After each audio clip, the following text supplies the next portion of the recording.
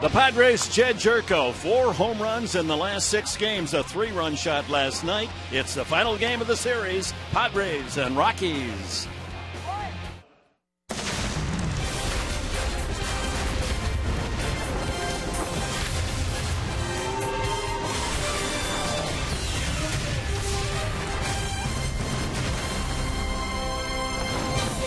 The Padres last night, an 18-hit attack featuring home run number 20 from Matt Kemp. And Jed Jerko, as hot as the weather, last 38 games, 9 home runs and a .285 average. As we welcome you to Petco Park, the final game of this 4-game series with the Colorado Rockies. Mark Grant, Dick Henberg, pleased you're spending your midday with us. You know, it's a little matinee action for you. And you're going to see a pretty good pitcher on the mound, Tyson Ross. Model of consistency. I think that's the one thing you can say about Tyson Ross, because you know he's going to give you 6, 7, or more innings. But the last 6 we're going to focus on for the big right-hander. The 4-2 record, you like that. But look at the ERA and the opponent's batting average. And when you are striking out nearly 9 hitters per 9 innings, you're doing something. So what is it? Fewer hits than innings pitched in that span, 37 and a third. The guy could field his position too in 31 innings. And also, early on, ground balls and strikeouts. That's been the recipe for Tyson Ross. Early on, if we see a combination of those two, he should take the Padres deep into the ballgame. Number 3 in the National League, swings and misses. Number 2 in the majors in throwing ground balls. And number 1 in the major leagues in allowing the fewest home runs. So that's Tyson Ross on the mound today. Well, baseball has its hot corner. Again today, Petco Park is a hot corner. We're having a heat wave. Chris Budden, sans bikini, is next.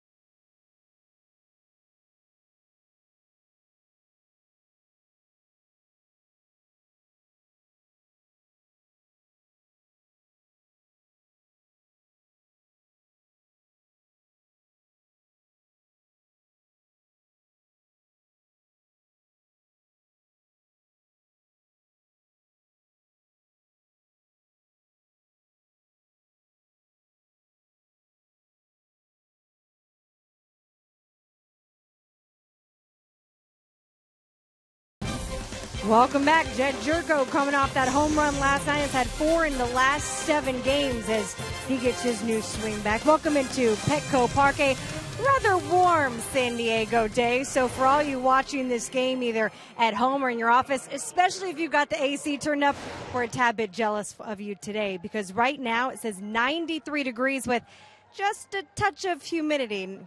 maybe not a touch. It feels a little bit like soup out here. But for a lot of these guys, they're used to playing in the heat. But they say for California, this one's pretty warm. I've heard about the weather in Orange County right now. It's even hotter there. Yeah, I don't know if I've ever played in really anything above, at least on the coast, like above 90. Temperature here definitely feels a lot hotter than most states where, like Texas, or when you go to the East Coast in the summertime. The temperature really says what it feels like. Here, with the dry heat, I think it feels a little hotter typically. Just making sure you're wearing sunscreen and making sure you're getting a good mix of Gatorade and water. It's as easy as that. Drink your water, drink your Gatorade, get some electrolytes, and maybe use the cold towel. I mean, why not on a rain delay makeup? Would it be 93 degrees here at Petco Park? We saw the offense certainly heat up yesterday. 18 hits. See if it follows suit today on another warm afternoon at Petco Park. Game 4. The finale coming up from San Diego when we return.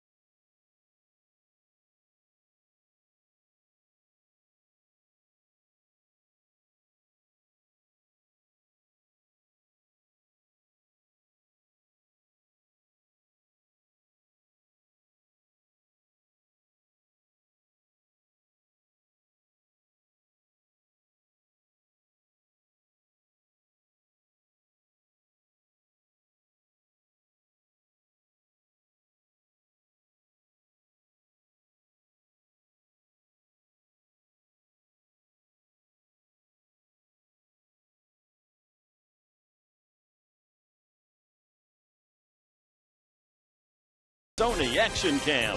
Prove yourself. By Petco. What we feed them matters. And by your San Diego Lexus dealer. Yeah, the scoreboard temperature shows 93 degrees at 12:38 in the afternoon as we're ready for the fourth and final game of this series with the Colorado Rockies. The Padres have dominated this year here at Petco. They're 11-4 as we are set to go for the opening pitch. Padres take the field with Tyson Ross on the mound. And Ross 10-10, but has pitched so much better than that. His only Achilles, wildness at times. He leads the National League in wild pitches and most walks, but he also is right up there in strikeouts and incredibly does not give up the home run ball. Only 5 all season long. And here's the Rockies lineup that has home run power. Brought to you by Hyundai. Charlie Blackmon and Corey Dickerson, as was the case the last couple of nights in the 1-2 spots. Nolan Arenado moves into the third, trading places with Carlos Gonzalez. Willeen Rosario hits well against the Padres. This is the first game of the year of Rosario behind the plate. That might be interesting as well. Ben Paulson at first base. Christian Adames at shortstop. Daniel Descalso at second base. And Jorge De La Rosa on the mound. And the scouting report for big, tall right-hander Tyson Ross is brought to you by Anderson Plumbing, Heating, and Air. We know about the power two-seamer. and the power slider, but that slider he'll throw anytime. Even when he falls behind 2-0, 2-1, he'll flip up that slider. And if he's got it working, ground balls, the infielders will be busy today. One of the oddities in Ross's season, he's pitched better on the road than at home. As we look at the umpires, crew chief Mike Winters has the unenviable task of wearing all that extra gear on this hot day. Mike Machinsky, Mark Wegner, and Marty Foster on the bases. Ross is 4-7 here at Petco, and on the road 6-3 and a 2.91 ERA. But he's been solid all season. This is his 30th start. Throws a lot of ground balls. You know, the one thing about Tyson Ross, we talked about him in our open. In those last 6 starts, he's walked 13, but he doesn't let those walks hurt him. He comes up with a big pitch, a strikeout or a grounder to get out of that little mess. Charlie Blackmon will lead it off, gets ready to settle in the batter's box. The Rockies begin with a 57-82 record, 23 games behind division-leading Los Angeles. Padres are 13.5 back, tied with Arizona for third place in the West. And the first pitch of the game is in there for a strike. Walt Weiss's team is third year, another disappointing year for the Rockies. They need to finish at least 10-13 to equal last year's mark. Popped up, middle of the diamond. Barmes comes in, the shortstop. That's his play. He's the quarterback of the infield and calls off his teammates. One quick out brings up Corey Dickerson and the Padres defense. Brought to you by your San Diego County Ford dealers. A change for the Padres. Will Myers for the first time this year is in left field. Justin Upton given the start off today. Melvin will play center. Kempen right. Solarte and Barmes on the left side of the infield, with Jerko moving from short back to his normal position, second base, and Norris at first base, so that Austin Hedges, the young 22-year-old, can get some work behind the plate. Well, you talk about being tough. A catcher, like you mentioned, the umpire, Mike Winters behind the plate. How about catching today? Line drive softly to left center, and Melvin Upton read it well for the second out. Two-way, and Nolan Arenado steps up. Kid from just up the freeway in El Toro, ripping it up this year, leading the National League in home runs and RBIs. 37 home runs, 107 runs batted in. He's among the top 5 in doubles, extra base hits. He leads runners in scoring position, on and on. Banner year. It would be an upset if he's not named both the Gold Glove and Silver Slugger winner. The Quinella this year. Well, Ross, a ground ball pitcher, but the first 2 outs in the air.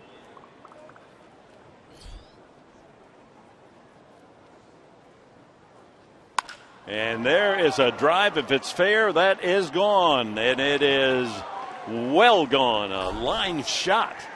Well, that's only the 6th home run given up by Ross all year, but the man who leads the National League has beaten up on almost all the pitching. That is number 38 for Nolan Arenado. The sound of the bat was still echoing when that rattled off the bricks in left field.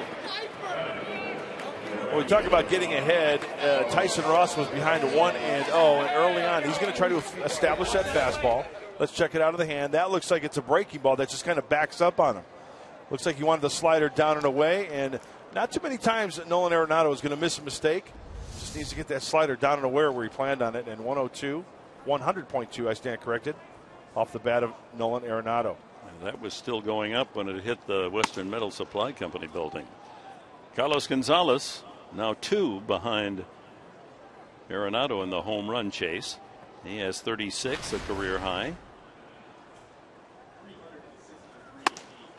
See, that's they're announcing the 353 feet, which is misleading because the brick of the Western Metal Supply Company stopped the progress of that drive. It might still be going over to the Marriott Hotel. 3-0 now to Cargo. That's hard to believe. Only the 6th home run given up by Tyson Ross this year. 6 home runs. It's amazing. 180th inning. This is his 180th. Shift on, 3-1. Ooh. That one got a piece of umpire Winter's mask. There it is, lowest home runs per 9 innings. Well in the lead ahead of Arrieta, Gonzalez, Cole. That's a big difference, isn't it? Sharply hit, and Norris blocks it and takes it to the bag for the out. But Arenado has struck again in the home run department.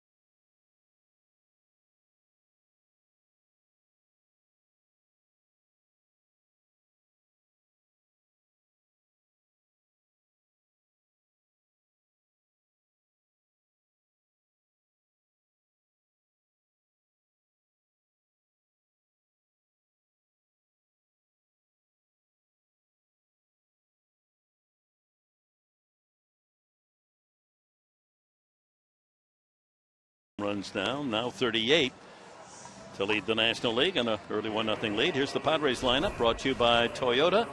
Will Myers, 3 hits last night, leads it off. Then Jed Jerko, 4 home runs in the last 7 games for Jed. Then Matt Kemp, looking for 30 consecutive games reaching base safely. Derek Norris hits cleanup with Justin Upton on the bench at the start of the game. Solarte, 3 hits last night. Then Melvin Upton Jr., a pair of doubles last evening. Then Ross hits 8th. He's the second best batting average of any major league pitcher. And Austin Hedges 9th. And left-hander Jorge De La Rosa, the 34-year-old, making his 25th start. Scouting report: changeup heavy. He's got the curveball. He'll cut it, and he'll also throw the slider. Heavy on that changeup and cutter. And right-handed hitters, watch out. He likes to bury that breaking ball down by the back foot to try to go for that strikeout. 34-year-old veteran of Monterrey, Mexico. He's the all-time winningest Colorado pitcher with 93 victories. Myers working his way back into form. Fouls it away. And when you see what he's done just the last 2 games, a home run 2 nights ago, the 3 hits last night, you realize what a bite it took out of the Padres offense to lose him for all those months. No question about it. And if he is healthy, who knows? I'd love to see this kid get 600 plate appearances next year. See what he can do. I think he's good for 20, 25. And Mark Sweeney feels that with his power, he might be a number 3 hitter, not a leadoff man. Although he likes leading off because he says that gives me a chance, maybe an extra at bat a game. He wants to swing the stick. Check swing. 2-1.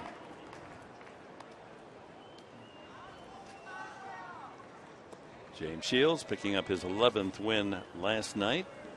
Ross looking for his 11th today.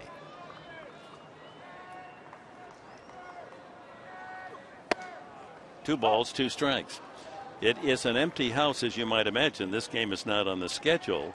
This is just the makeup game from that rain. So these are fans that have walked up or fans that have exchanged their ticket for the rain out game. But they could have exchanged that for any other game, too. So it's an intimate gathering here at Petco today.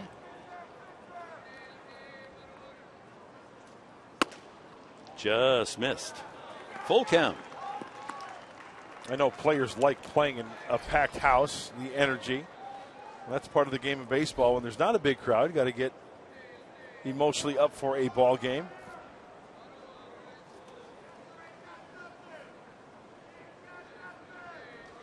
Full count.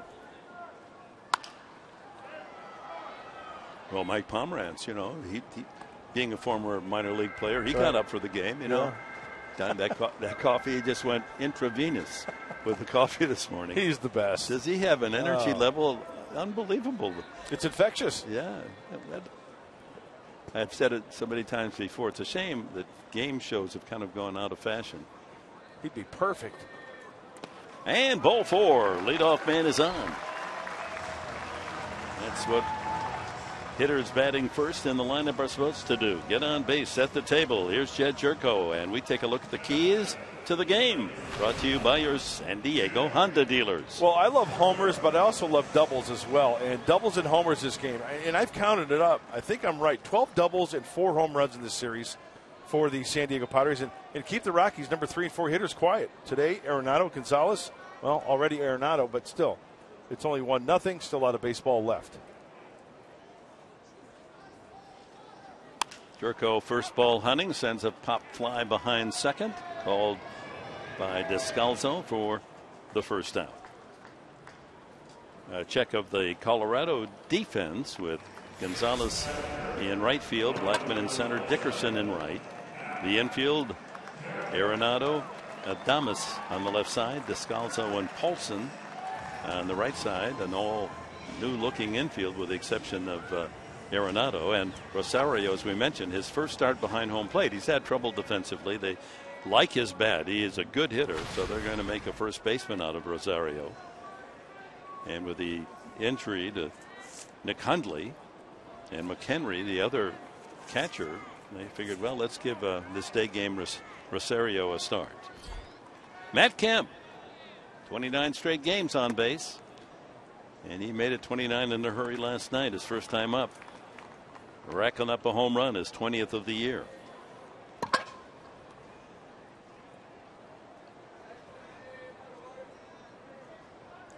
De La Rosa has a good move.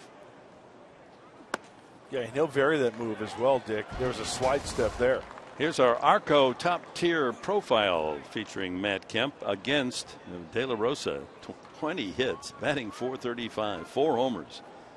So he's had his own way with this veteran lefty. I think Matt Kemp gets comfortable at bats against De La Rosa.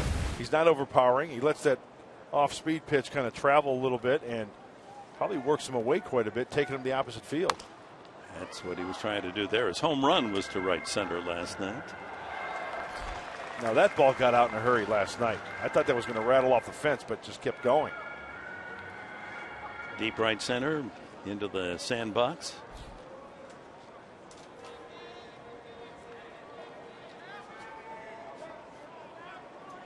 Two and one to the 30-year-old outfielder.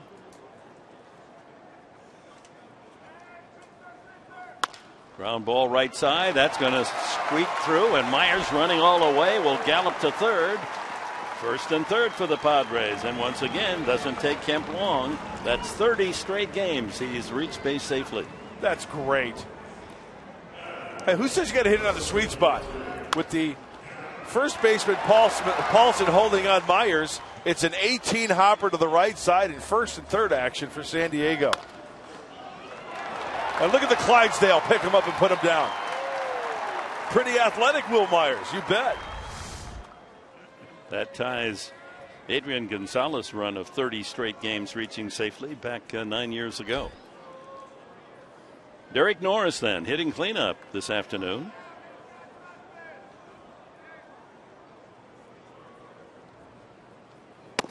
And he takes a strike. He's 5 for 8 against De La Rosa with a couple of doubles.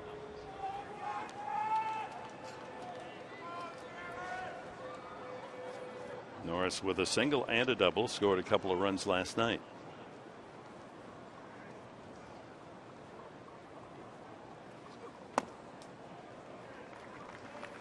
Boy, cutters, sliders in, changeups away from Jorge De La Rosa. He's taken the ball 4 times this year, this being the 4th against the Padres, and lost all 3 previous games with an ERA of 9, giving up 12 earned runs in 12 innings. Got to get him up in the zone. Marcotte, the hitting coach, Alonzo Powell, the assistant hitting coach, always talking about getting a pitcher like De La Rosa up in the zone, use the big part of the field. As Mark Sweeney likes to allude to, right center to left center. Chop to third, foul. And there's the pitch you're talking about, just below the knees. Yep. And looks like it's going to be a strike, so you offer. Tough to hit. 13th major league season for De La Rosa. He's won 10 or more 4 different times. Hey, it still tastes good. I mean, that concessionaire activity still good no matter what the temperature.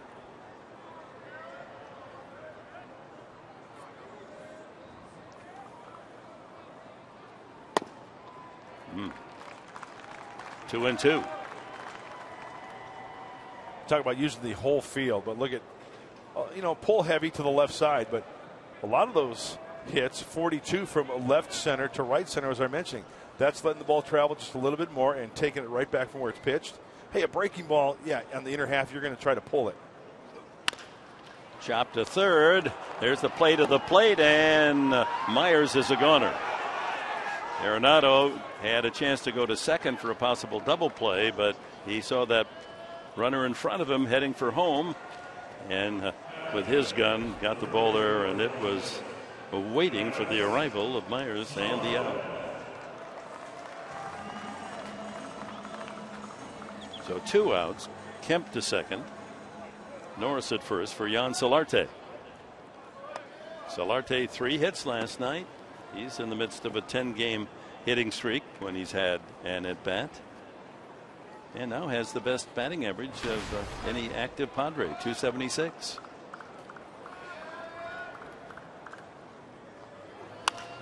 And he pops up the first pitch. Now De La Rosa is going to get out of it.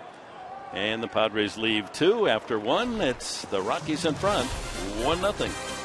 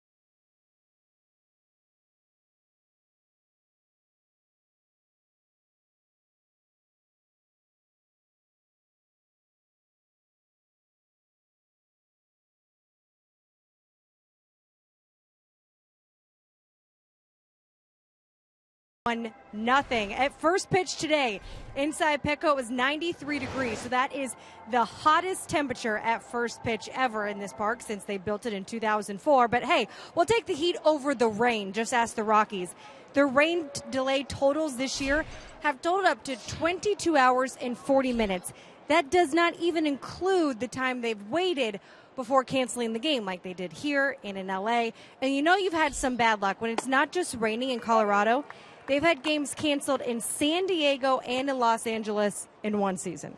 That's got to be a first. Well, maybe we got to keep them around. We need more rain down here. Yeah, that's bad luck there. Willeen Rosario starts the second and taps it right back to Ross. The underhand flip for a quick, easy out. That'll bring up first baseman Ben Paulson. Well, I hear El Nino's coming this winter, this fall. It's going to be a wet winter, they say. We need it. Fill up those reservoirs. Yes, sir. There's got to be some rain in those big thunderheads off in the East County. But you say you're not getting any rain in Alpine? Nope. Bring it on. Paulson, a 278 hitter. 10 home runs. Got to secure those windows on my double wide out there in Alpine. Got to hunker down. I like rainy days, don't you? Love rainy days. Rainy days on Monday get me down, though. Oh, yeah. But can you hum it? Rain on the roof. The pitter patter. Yeah. You're right. The prediction is, and they're not always right, those meteorologists, but that we're going to have a very, very wet winter. That's in there. Strike 3.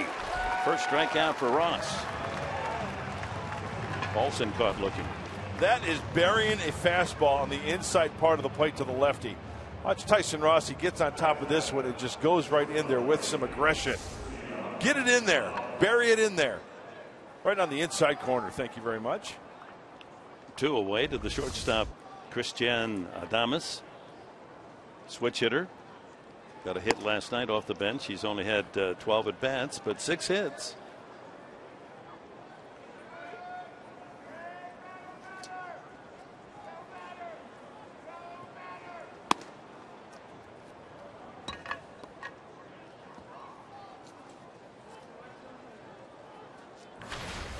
Adames is 24 from the Dominican Republic.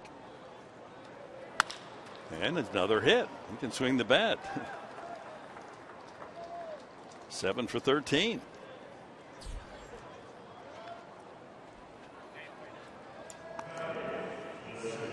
Well, the Rockies have not been kind to the one-loss percentage of Tyson Ross in his career, yet to beat him. And yet his ERA is solid enough, 3.38. Nothing you can do there. I can bet, not bet, but being winless, probably not a lot of support in those games. 15 runs in 10 games. You're right, not a lot.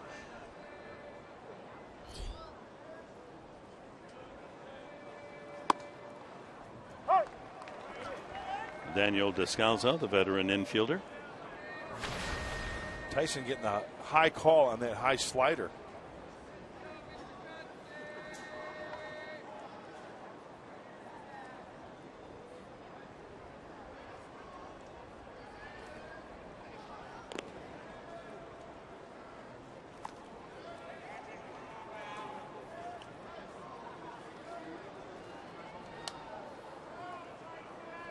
Sultry.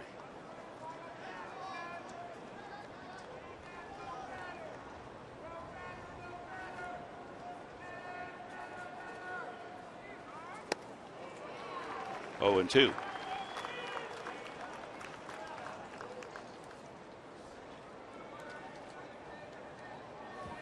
Speaking of sultry, our director, Michael Odino, is celebrating a sultry birthday today. Yes. Happy birthday. Best in the business. Michael Odino.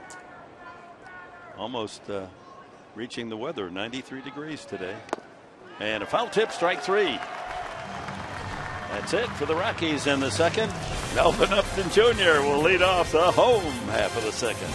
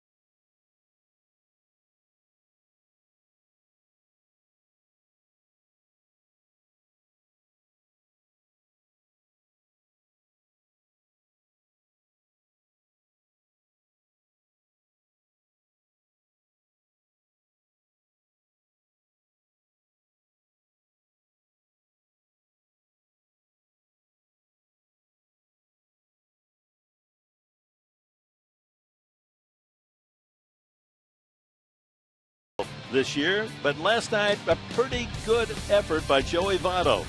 He points to the dugout, said something about plate umpire, and then it went on. And talk about going nose to nose. And the usually mild-mannered Canadian Votto, he had to be held back by coaches, umpires. That's blowing a gasket right there. That's overheating. Jim Riggleman, Laz Diaz trying to hold him back. Wow.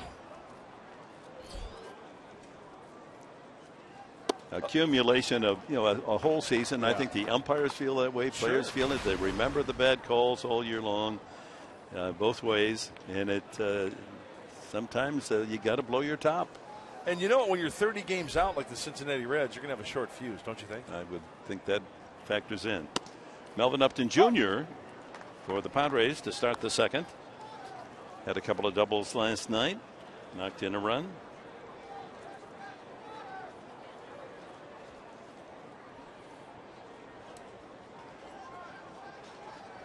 Padres trail 1-0 here, bottom of the second.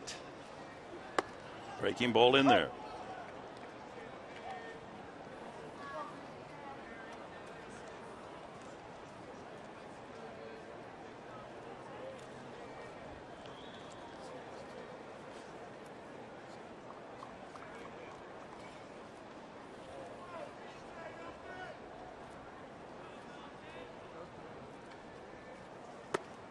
And the crafty left-hander has a strikeout, his first of the game, put out 2-3.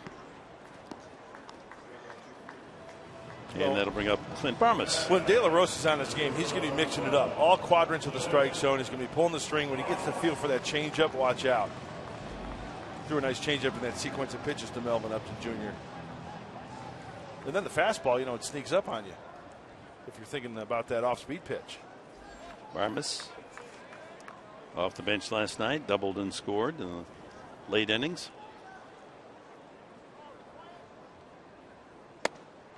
He's watched De La Rosa work from behind him when he was a member of the Rockies as their shortstop.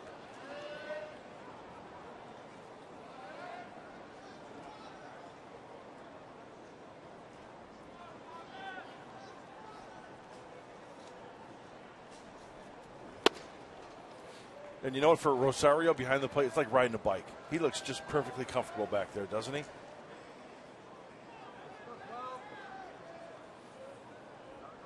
I mean, he's catching back there like he's been catching every game. That's chopped foul. 1-2 the count.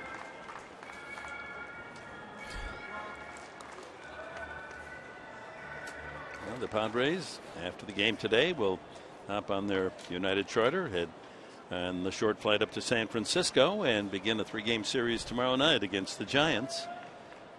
Rockies go to Seattle tonight.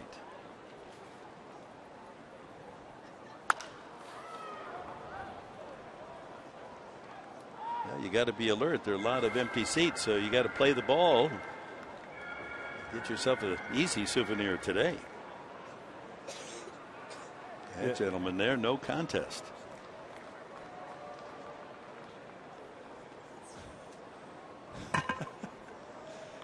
Just be careful those shins up against those seats if you're sprinting down one of those aisles.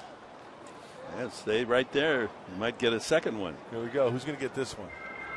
Oh, the race is on. Just look at him. There you go.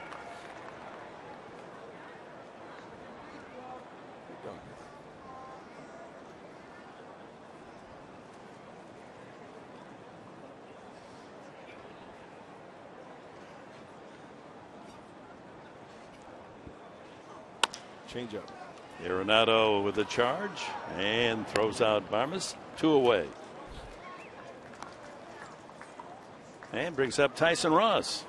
His .245 batting average, second only to Madison Bumgarner, who's hitting .250 among those who have had a decent number of at-bats. And Ross has the season cycle, a single, double, triple, and a home run. That baby there has taken those fellas out for a ball game. Said, just go ahead, have a good time. Don't bother with me. I'm just going to relax out here. Let's take a little nap. Nap sounds good right now. It does. Fastball at 91, so he's sneaky fast.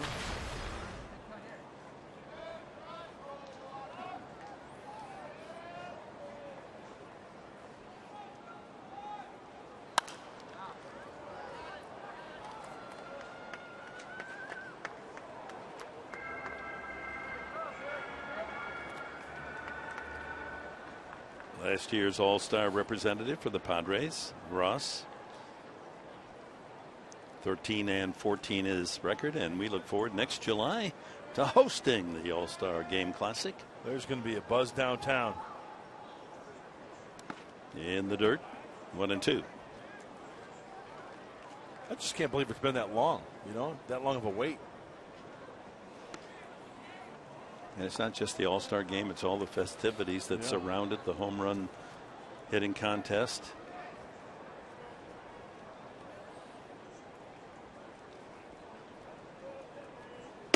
And a strikeout, 2 of them in the inning, a 1-2-3 affair for De La Rosa. 1-0 Colorado.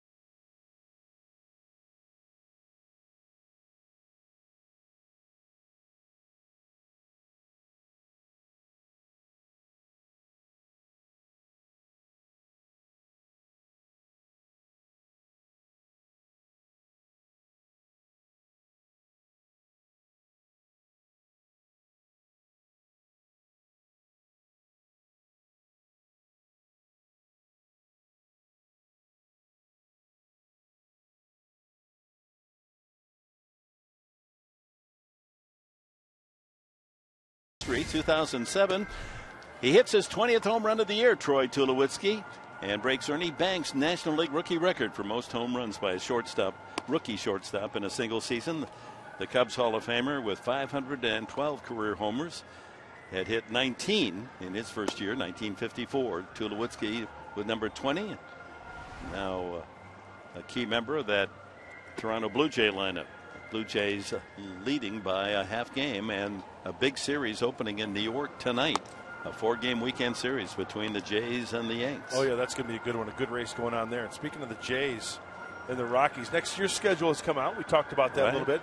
The Blue Jays play the Rockies, so that should be some type of a they come to Colorado next year. And we go to Toronto. Yes. So it should be a treat for the Colorado Rocky fans to see Troy Tulowitzki in a Blue Jay uniform. Right. Yeah, the Padres are in Toronto the last week of July after the All-Star game. De La Rosa, occasionally a bat will meet ball. 122 career average. He has only 3 hits all season. Not an eager batsman. No. So as a pitcher, you still have to keep that concentration level. You just can't lay it in there. And he hits that one smartly, but right at Barmas. And doesn't exactly out-hustle his way to first base. 1 away. Hey, it's a hot day. Yeah. Conserve your energy. Drink a lot of water. Charlie Blackmon popped up his first at bat.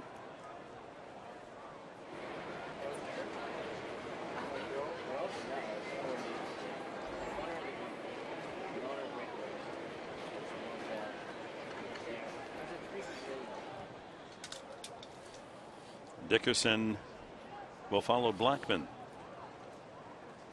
289 hitter on the Rockies with the best batting average of any team National League, hitting 269 as a team. A look at Tyson and how he works to left-handed batters. Consistently down and in with that slider, 23%. We saw a fastball down and in earlier in the game, so it's tough to catch up to that pitch down and in if you're a lefty against Tyson Ross. Movement both ways, fastball and slider.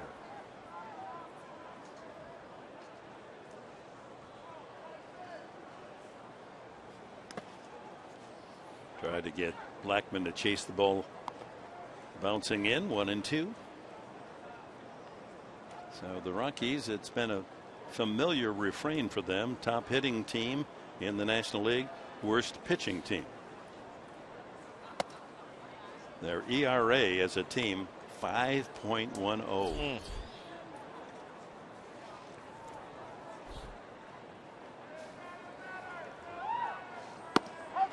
Strike 3 called. Blackmon, a little bark at plate umpire Winters on his way to the dugout. Second strikeout for Ross. Well, Charlie Blackmon, he's guessing something else. That looks like a little cut fastball, maybe outside corner. And join the Padres for Pedal at the Park, an inaugural radio telethon and cycling event on September 12th coming up, benefiting Pedal the Cause and local cancer research centers. Participate in a 1-hour cycling class on the field featuring a DJ, Padres game, post-party, and much, much more. To register, visit Padres.com/pedal. P-E-D-A-L. Padres.com/pedal. So fans, make your donations, but certainly be with us on Saturday beginning at 2 o'clock for the telethon to raise monies for the fight against cancer, and especially cancer research being done here at several hospitals in San Diego. Dickerson fouls that away. He flied to center his first time. Rockies lead on the first inning home run by the man on deck, Nolan Arenado. Continues his torrid home run pace. I think Austin Hedges got that foul tip somewhere. Home plate umpire Mike Winters dusting off home plate, giving the rookie catcher a little bit of rest. So he got off the left forearm. My goodness, look how swollen it is already. Yeah, he's got a nice little welt. Strike 3 called. He hits another corner, does Tyson Ross. A couple of strikeouts. All 3 of his strikeouts, well, 2 of them called third. 1-0, and the Padres will open with Austin Hedges in the bottom of the third.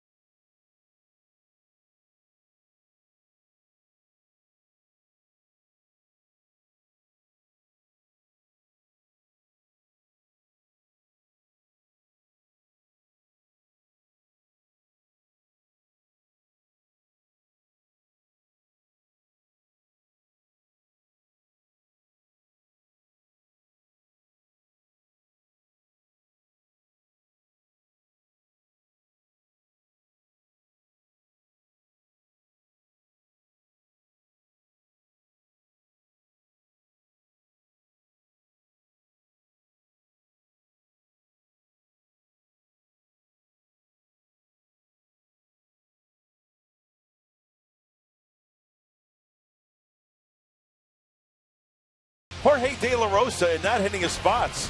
Look at where he wants to throw it, but looks where it ends up. And you make that mistake to Matt Kemp, you are going to pay. Jed Jerko, he wants it down and away. Jed gets extended. This was back in July when the Rockies were visiting here at Petco. Oh, they made him pay all right. That's one of the points I made earlier. You need to get De La Rosa up in the zone. That was that line on that game, July 17th, the loss to the Padres. Hedges leads off the third with the Padres trailing 1-0. So in his career against San Diego, his record 8-6, but a .387 batting average against De La Rosa.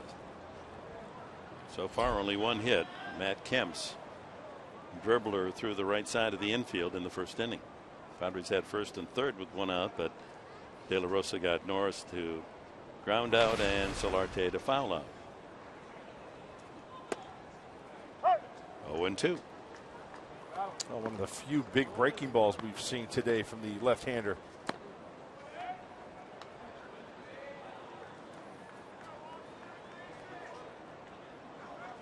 Curveball again, fastball away. Change up, fastball away, flip a coin. Low and away, a changeup.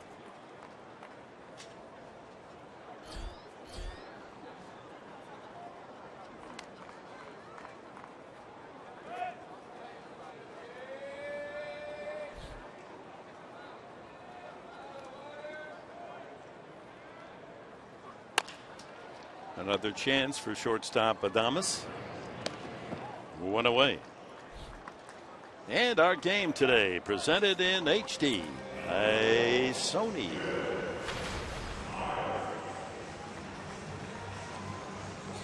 What was your first television set? When did you get your first television set? I'm trying. It was either I think it was called a Spartan. Really? That was the company, a Spartan TV. I just think of the advances in technology and TV. It is remarkable. Had to be in 1948 or 9. Really? Black and white, about 8 inches. Did you used to invite people over and just kind of watch the test pattern, like when? We didn't turn it off. That was entertaining. And now look at the video board here. Oh, it's amazing. It's amazing. Myers walked his first time. 0-2. Yeah, we had that little Philco down in the basement. Had 3 channels. Had the rabbit ears. Yeah, it was heartbreaking when something went wrong and you lost. Had technical difficulties. Had a storm outside, electrical storm.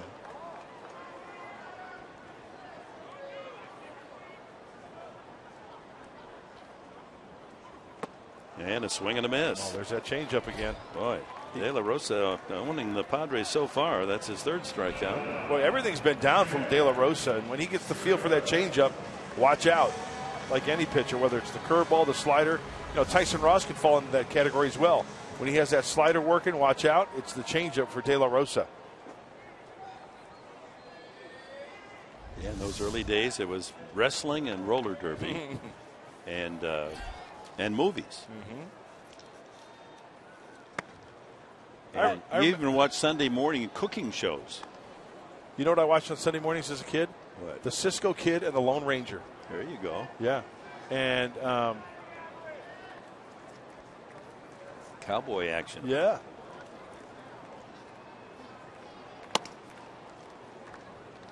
What was Cisco Kid's? Pancho. Pancho, yeah. I love Pancho. Oh, those were the days. And then I looked forward to the 1 day a week Wide World of Sports. Now it's 24/7. There you go. Who thought that would ever work? Breaking ball on the outside corner.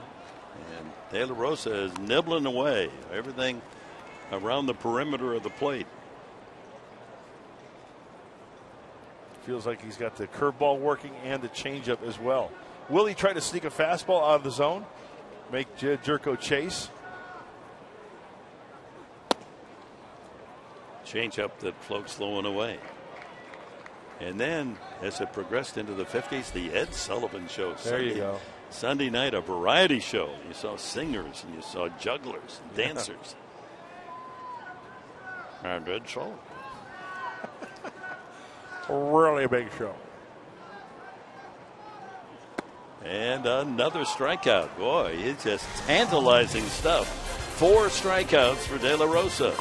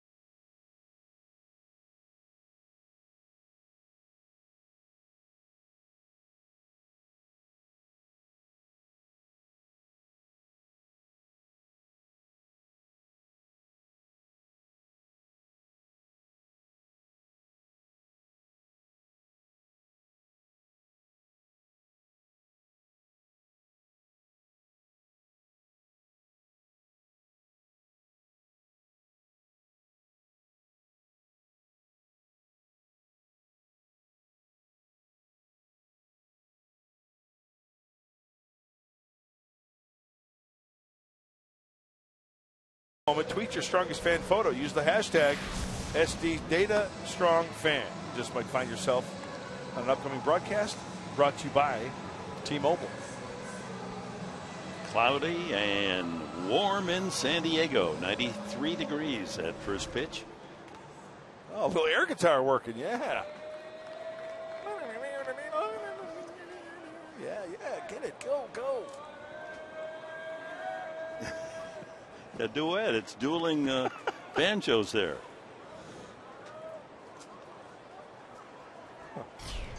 Working up a lather. Yeah. Arenado. His home run is the only score in the game thus far, and it was a bullet into the Western Metal Supply Company building, number 38 on the season. So look at that. He likes the ball middle in. Up 2. Sliced into the right field corner. That's going to curl into the empty seats. This one gets out in a hurry. It looked like a hanging slider or a hanging cutter. The main thing is he didn't want it there. He wanted it down and away where Austin Hedges was set up.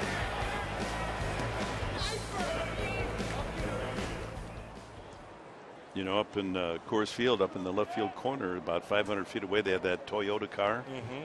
Had that been hit in Coors Field with a high altitude, that might have been in the front driver's seat. You've got to keep the ball away. We saw that chart with the home runs, where the pitches, he has hit home runs where they have been. Middle in, up a little bit. Got to get it down and away. I'm not sure it even pitched to him. 2-2. That's a good point. Gonzalez behind him hitting cleanup, then Rosario here in the 4th.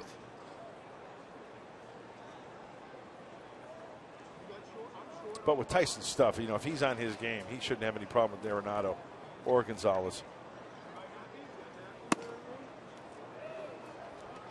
Full count.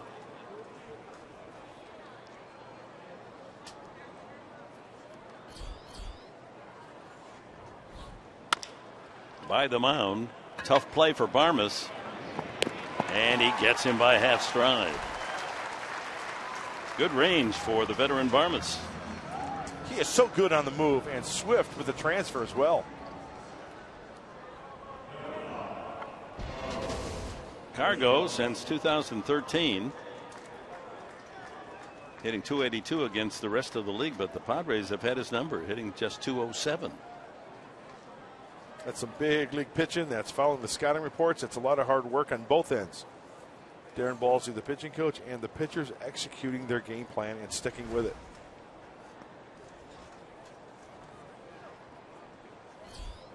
1 for 7 in the series.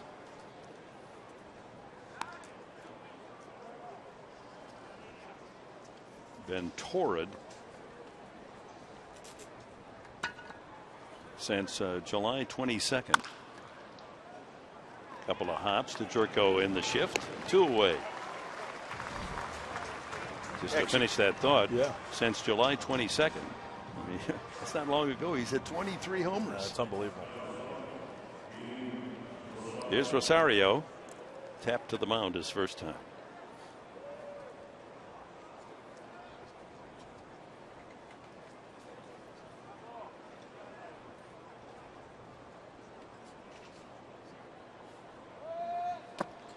Yeah, back in the early TV days, what really changed our lives, even those of us that lived on the farm, if we were sports fans, that first day, they're televising a Tiger game. You can actually see it on TV. Really?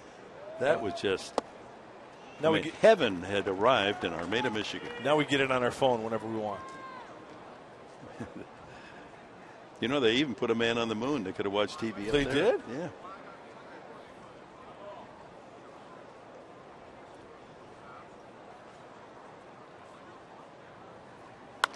Out of play. Are you sure? Here's something I'm really sure of. I'm not sure about the moon part, but if they'd have told me as a kid in 1947 on that farm that someday you could go down to the Armada State Bank and put a little piece of plastic into a hole and money would come out and say, hey, come on. That's just almost too good. I remember that never happened. I remember my dad having to go to the bank before the weekend if we were going on a trip or something to take out money because there were no ATMs back then.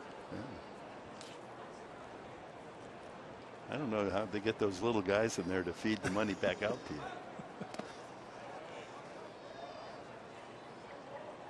Full countdown to Rosario. You know, that's the old expression, you know, sliced bread, you know, that's the best thing since sliced bread. Yep. Yeah, I would just substitute ATM in there. In fact, you might even try putting a piece of sliced bread in there. Maybe they feed back more bread. I don't know. Get back more dough. Ooh, was that a setup or what? Too quick. A strikeout of Rosario, number 4. Padres will lead it off with Matt Kemp. 1-0 Rockies.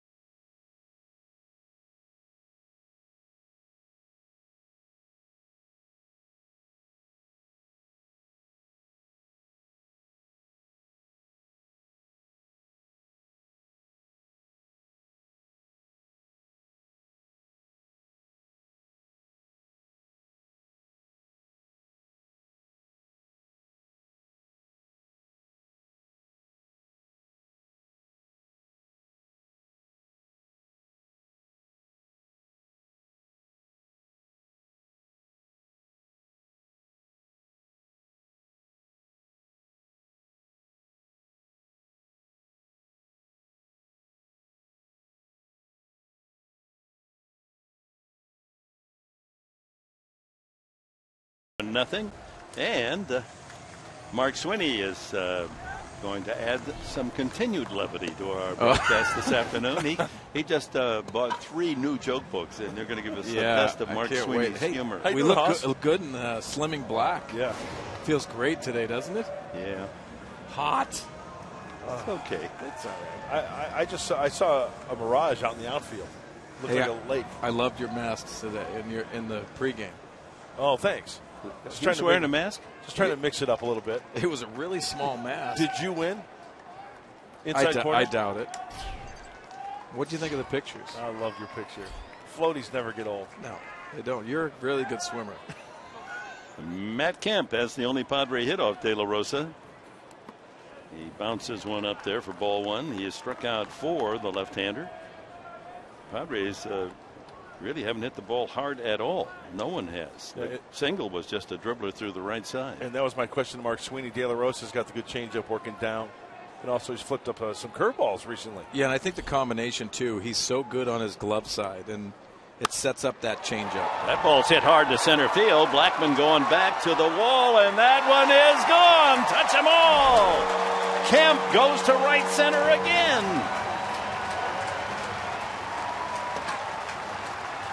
Almost exactly the same spot where he homered last night. Number 21, and that ties it at 1. I thought last night's home run was his best swing he's taken all year, going to right center, as you talked about, Dick. That power to right center and center field. This looks like a changeup on the outside part, 1-0, and commanding that outside part of the plate, letting it get back and deeper in his stance. The power and using those legs to get carry on the baseball on a hot day today. Another RBI, 94. Ranks 3rd in the National League. Derek Norris grounded into a fielder's choice. He had men at 1st and 3rd in the 1st and bounced one to Arenado at 3rd, who got Myers trying to score from 3rd base on the play.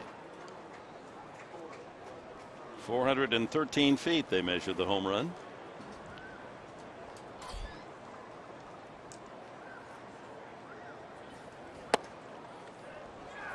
Guys, there's always certain teams that you just feel comfortable against. Matt Kemp, obviously, in the NL West with the Dodgers, now the Padres. And feeling comfortable at Coors Field, and you think about that right center approach at Coors Field, the ball jumps out everywhere, but especially to right center. And that's where all his hits were during the cycle in Colorado. And to your point against Colorado, that home run was his 35th career homer against the men in purple. You know why? Here's a question for you. In Spanish, Colorado is what color? It's red, isn't it? Colorado is red. Really? Why don't they wear red uniforms? I don't know. I did not know that.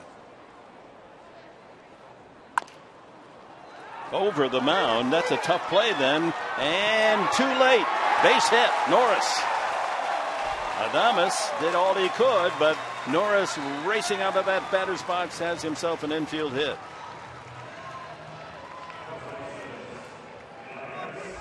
Well, Walt Weiss has got his head on a swivel, looking into the dugout on the phone, looking out at the umpires, and here's another look. They had a play almost identical last night. Bang, bang. You know what I like about that play? Derek Norris, you see where his foot hit on the bag? Not right. The top of the bag. Right in front. Right in front of it.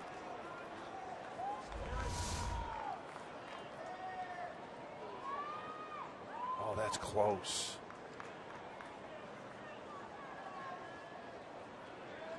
Safe. Barely. Solarte fouled out his first time. Change up.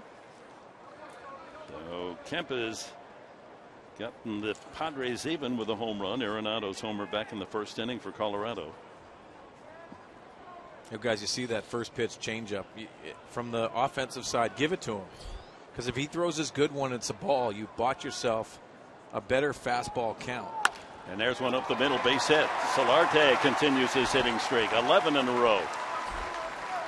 3 straight hits off De La Rosa to open the 4th. Well, he continues to improve right-handed swing, and especially pitches that are elevated. And for Solarte, working the middle of the field is so important. Not pulling off. You saw his first at bat. I thought it was a changeup that he pops up, but making adjustments from at bat to at bat and looking for that fastball. San Diego with a chance to take the lead. Kemp has tied it with a home run. Now back-to-back singles, Norris and Solarte, 1st and 2nd. And Melvin Upton Jr. He struck out swinging the first time. 2nd time through against De La Rosa. Padres swinging the bat better. And almost hit 3rd base bag with that ground ball.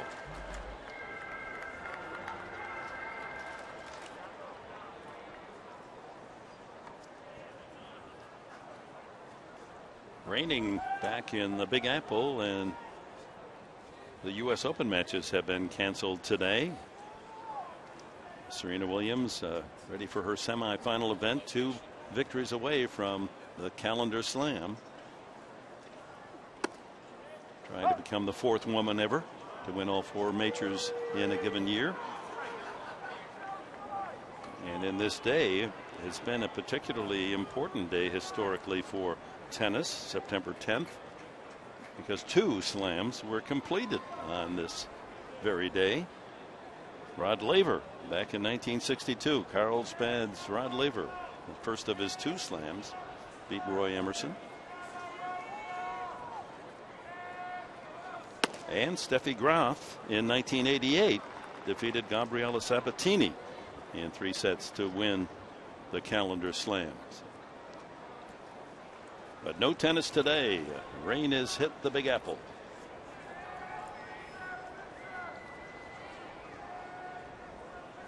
Padres trying to have an outpouring of hits here in this 4th inning.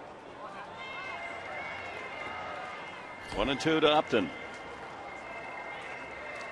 We were talking about watching television in our youth, and back when you were a black bear at the University of Maine, what was your favorite program? Favorite program, White Shadow. Nice. Remember the Kenny White Shadow? Howard. Yeah. Yeah. I used to love White Shadow. Salami. Coolidge. Coolidge High in Chicago. Or no, Coolidge was the guy. Coolidge was the guy. What was yeah. the high school? I forgot what the high school was. We could look that up. Google it. Down low. See, there you go. Where was Google when we needed it back in those days? He was getting ready. 2-2 to Upton. Clint Barmas on deck. Rerun. What's happening?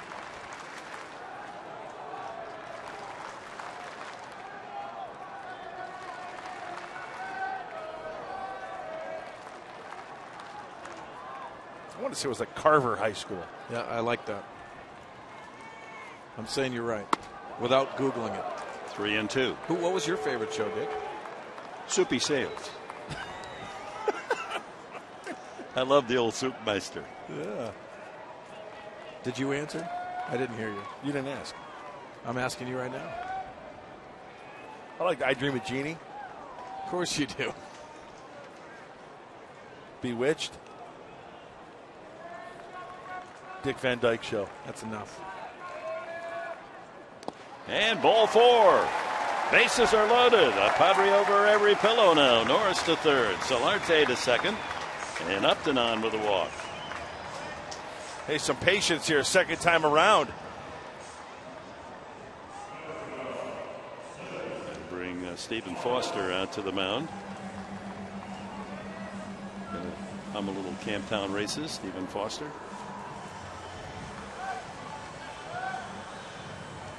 I think this just might be a little bit of a blow for De La Rosa. He's been in this situation before. It's hot. Pitch count up to 60 with the next delivery. Bases loaded, no one out. Kemp's home run lights the fuse for the Padres. Let's see how many they can bring home here. Bottom of the order. Barmas grounded out. Arenado his first time. Well, perfect scenario for Clint Barmas. Bases loaded, no outs. You're looking for a specific pitch. Cut the plate in half and elevate.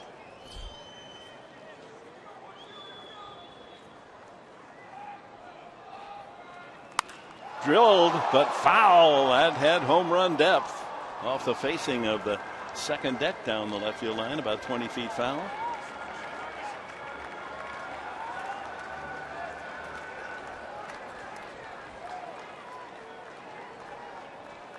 So, Mark, when you say you cut the plate in half, right, you're saying Clint Barmas is either looking out here or in here? Pick a half. You can't and hit the whole eliminating plate. one or the other. Yeah, it's a 2-0 situation, Gotcha. 3-1. Ball gets away from Rosario, not far enough for the runners to move on. Yeah, you've seen De La Rosa today either cut it in, maybe that slow curveball in to try to gain some foul balls, or maybe swings and misses. But he wants to try to get to that changeup. And if you see the changeup out of the hands, you're looking out over the plate. You have to try to elevate that. You don't want to induce a double play here. One career slam for Barmas. There's the changeup down low, but he induces the swing, so it's 1-2. Pitcher Ross is next.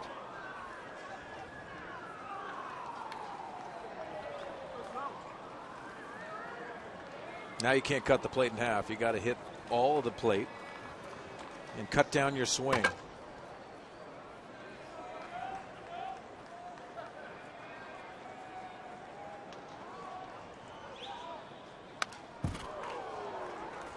And the count stays at 1-2. See how quick he had to be to get to that fastball?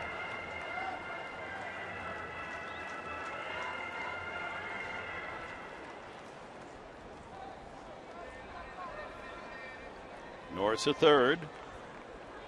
Solarte at second. Upton at first base. No one out.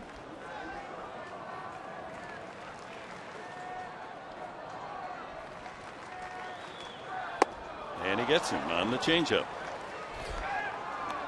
Fifth strikeout for De La Rosa. So one away, and Ross, the pitcher, steps up with a chance to help himself, hitting .245 with a dozen hits on the year. Well, with the bases loaded, Clint Barmes, he's way out in front of that one. And now De La Rosa, watch where he tries to work. Down with the breaking ball, the changeup. There's the sneaky fast fastball, and then finishes him off down and away with the changeup. So soft, hard, soft, the last three pitches to Clint Barmes. Ross struck out swinging his first time.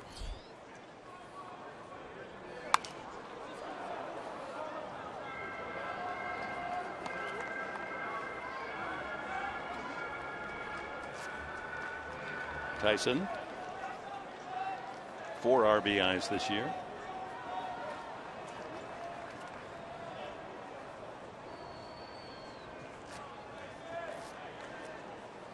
First baseman Paulson in on the edge of the grass. His play is to the plate. And a drive to right, but that's going to slice foul. So De La Rosa in front on the count, 2 strikes.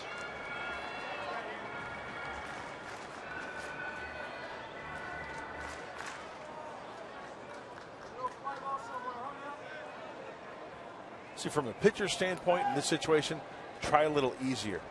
Try to take the sting out of that bat, because people always think, oh, you got to really hump up to get the fastball and try to strike these guys out. Not the case. De La Rosa knows exactly what he's doing. Oh, able to lay off. That pitch is high and away. 1-2.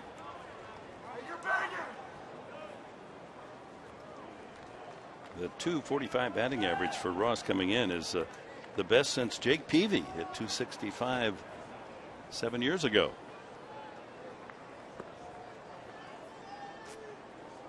See if he can help himself.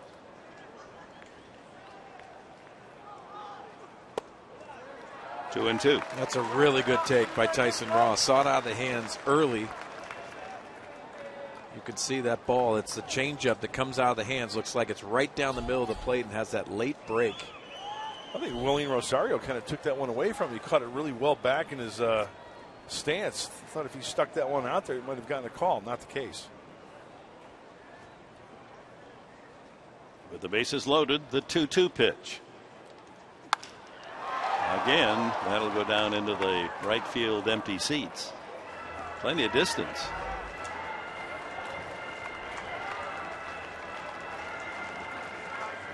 And you can take your time and still get a souvenir. Let's see. I think I had that one right down the front row. Where is that agate?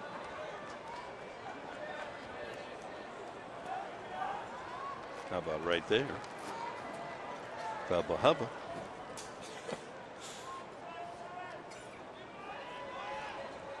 Back with a 2-2. High fly ball hit well to left field. Dickerson giving ground. That'll get a run home.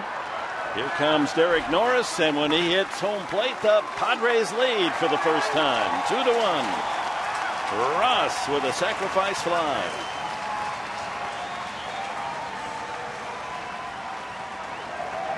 What an at bat for Tyson Ross. Battling off pitches, taking the changeups, and getting himself into a situation where he could elevate. Just nice hitting and pulling his hands inside, but keeping the barrel on the bottom part of the ball. But you watch the left fielder, very nonchalantly catching it. I'm surprised Solarte didn't try to advance to third base. 5th RBI of the year for Ross, and the Padres now in front 2-1. Dickerson thought that was the third out. So Solarte at second. Upton at first, and number 9 hitter Austin Hedges grounded to short his first time. Chance for his 11th RBI.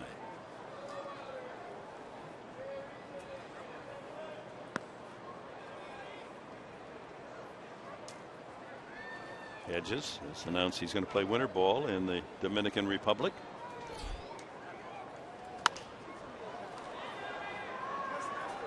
Did you ever play winter ball? I did. Played Mexico. Good. Also Puerto Rico. It's trying times. You realize that the passion is to play the games of baseball, but it has such a relaxed approach. At times you have to motivate yourself to keep on working, understand the purpose down there. Austin Hedges is going to have an outline of what he wants to work on, especially offensively. It's going to be a good time for him, and it's a lot of talent. Yeah. It's going to be a great experience in the capital, Escogido. They've got 2 teams in Santo Domingo, Licey, Escogido, and Moises Alou, who's associated with the Padres. General manager, right? Yeah, and I love Moises Alou. Yeah. He does such a great job. I was a teammate of his in San Francisco. It's going to be very important for him, and he is going to be able to monitor Austin Hedges, also have conversations with him. So 2-1 to Hedges, 2 on, 2 out. And he takes low, 3-1.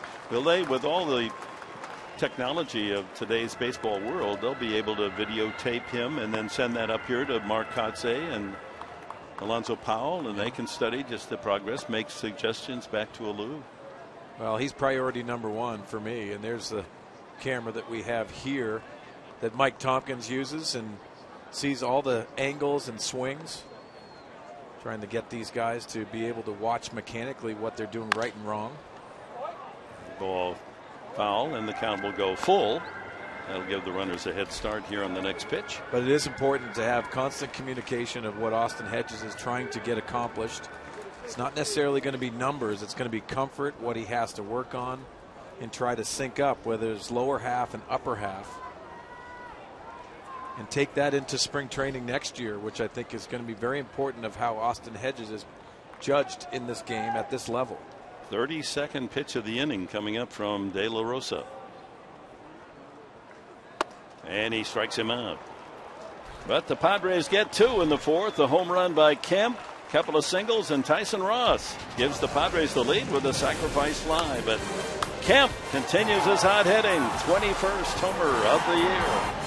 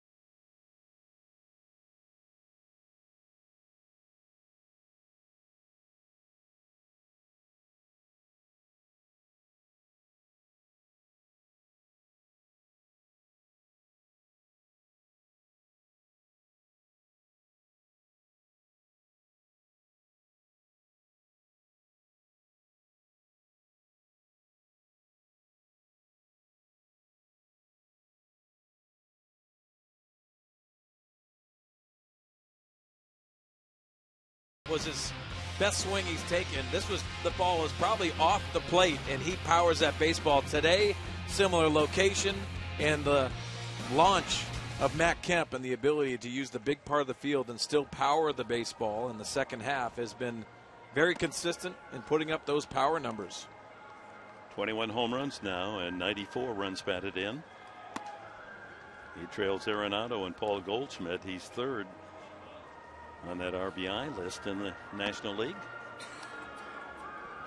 Top of the fifth, it'll be Ben Paulson leading off for Colorado, and the Padres in front 2-1. Why don't you come up to San Francisco with us? Yeah, it's a beautiful city. Play a nice game up there. I can't wait until you guys get on that flight. It's going to be fun. Good luck to you. Thanks. We have a nice studio, and we're what very do you do fortunate. when we're working so hard doing games? And You're sitting in the viewing room. yeah, We what's view that you. all about? We're viewing you. You get food every night? Brought to your... Well, you know Pomerantz has those short arms, right? Those gator arms. Of course we get food. Living the life of Riley. My credit Well, there's card comes out of my pocket all the time. The restaurants all around the studios. Great restaurants. Yeah. Get to use a lot of them. Ben Paulson struck out the first time. Tyson with 4 strikeouts. No walks.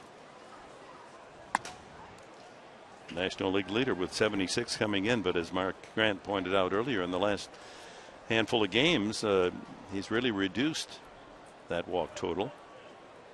Hasn't hurt himself.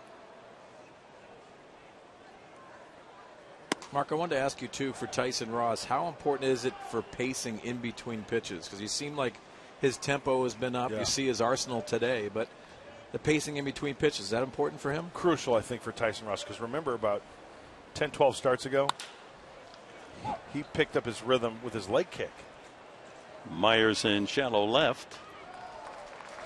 If you're just joining us, Justin Upton given the day off as a starter, and Myers, for the first time this year, playing left field. You don't want to be too quick, though. You want to find your rhythm, and everybody's different. But I really liked it when I was talking to Darren Balls, and he said, hey, watch for his leg kick to be a little bit more tempo, higher tempo. Because if you rush too much, then it can mess up your mechanics. But, yeah, I like it when a pitcher gets that ball, gets right back up on that rubber, and wants to go to work quickly. Well, you look at it, too, from the hitter's perspective, if you know you have to stay in the batter's box, the timing issues of what happens in baseball now, and you have a pitcher that works quickly, Mark Burley, guys that do take the ball and get the ball, it's very uncomfortable. And with the swing and miss slider that you have for Tyson Ross, if he is quickening things up and your pace is quickening up as a hitter, you'll get out of the strike zone more. I mean, for instance, watch after this pitch from Tyson Ross. He will get the ball back. He'll get the ball back. He'll backpedal. He did some landscaping there. He's taking a little bit of extra time, but okay. 5, 6, 8 seconds and regather up and go get him again. 2-1 now to Adames, who singled his first time. And this one bounced to second. Nice hop for Jerko. 2 away.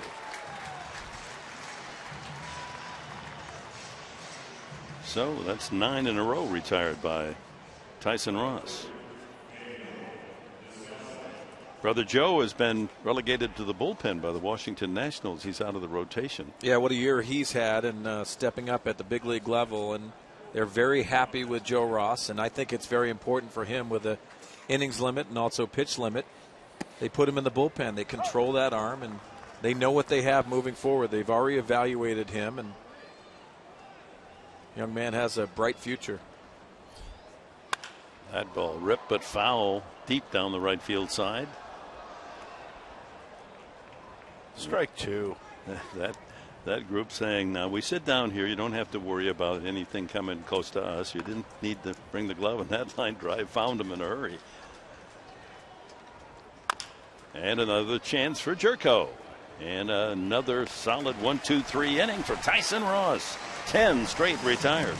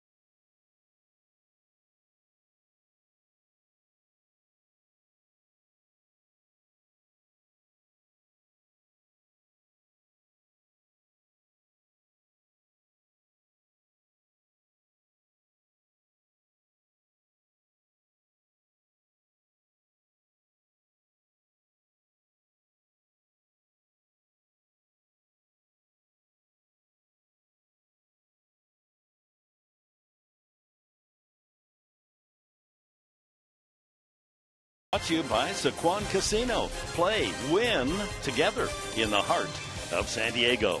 By Jack in the Box. For a limited time, try the new Portobello Mushroom Buttery Jack with melted garlic herb butter. And by Mercury Insurance. Log on to mercuryinsurance.com today. See how much you could save.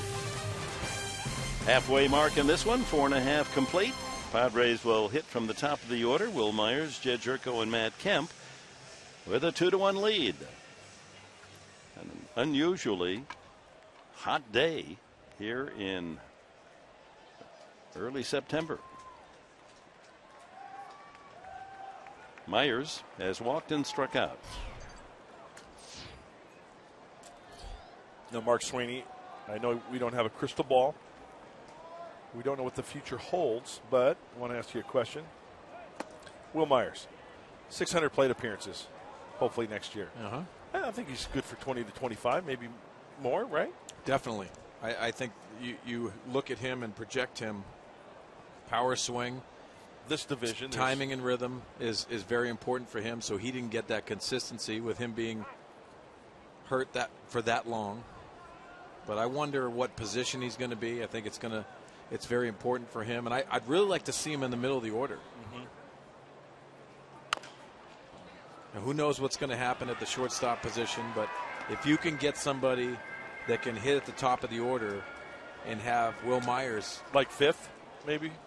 Yeah, I would like to see that. I mean, I wouldn't be surprised if he's on a hot streak, hit him third once in a while, but yes, protect him and hit him fifth. RBI guy.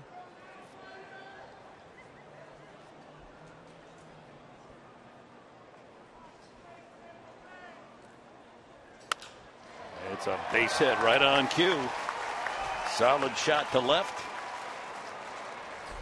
Padres' fifth hit of the game. That was a good turn by Will Myers, too, around first base, putting pressure on those outfielders. But the energy that he puts in, watch the swing. This is a mistake over the middle of the plate, and the length that he gets through the ball. There's a lot of potential in this bat. He has to prove that he'll stay healthy and be productive throughout that year. But you see the turn in the energy and effort that he puts into it. Yeah, his boyish enthusiasm, too, helps in the clubhouse. He loves playing so much. He can't hide it.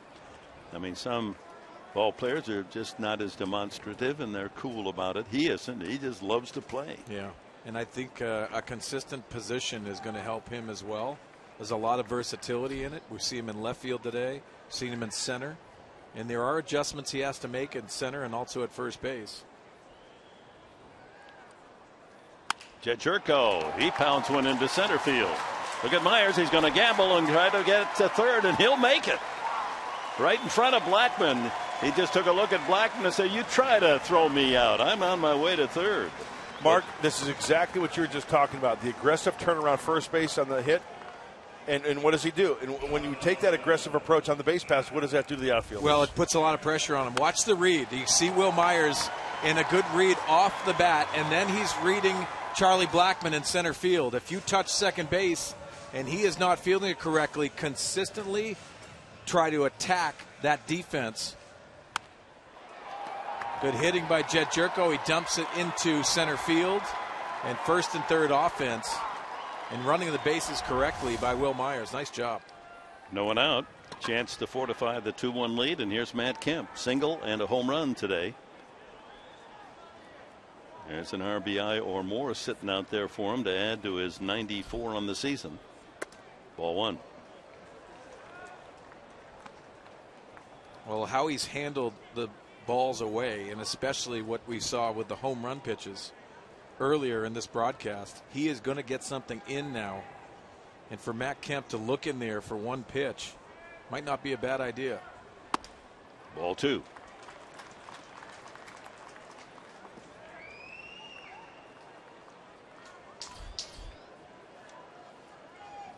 His home run, fourth inning to deep right center, 413 feet.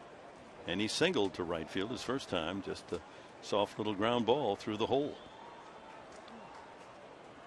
And another pitch inside. Nothing close to a strike. Scott Oberg, we saw him last night, a right-hander throwing in the bullpen. That second half, just as he did last year. 304 with 13 homers, and he's matched his RBI total already. Ground ball, foul, and he'll go back to the lumberyard for a new bat. Yeah, and he's upset at it. He lost that bat too. When you hit home runs and you have some success with a certain bat, that kind of creeps in your mind. I can't believe I broke that one, because you have that feel. What's the longest you went with a bat? One certain bat. Can you remember? I mean, it's all one at bat here and there, so it's hard to determine. But you have a certain feel with these bats, and even if it's the same model, it won't feel the same. I remember Tony saying he went a whole year with a bat. It's hard to believe. One bat. Well, he used the barrel so much, and he didn't. The marks on the barrel were so good, and he got the best wood. 3-1 and ball 4. So the bases are loaded again, and no one out. Second walk from De La Rosa. Jerko to second. Myers still at third. Got to make some hay here. Derek Norris. Infield hit, a bouncer over the mound that he was able to leg out in the 4th inning. Came around to score eventually on Tyson Ross's sacrifice fly. Back-to-back innings for the Padre offense. Bases loaded, no outs. You have to capitalize on this. Stephen Foster to the mound. So you didn't like Camptown races. How about my old Kentucky home?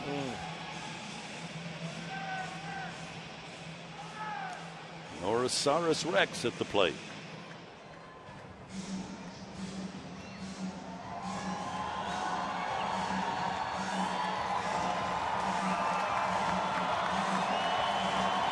Well, not a big crowd, but they're a noisy group.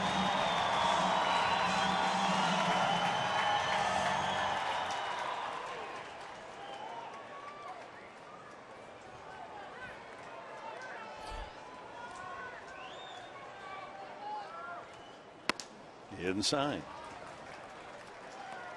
Well, he hasn't even been close to that glove side against the right-handed hitters. So you can even eliminate that. Look for that fastball and use the big part of the field. And if he throws that changeup and elevates it, it's going to go a long way.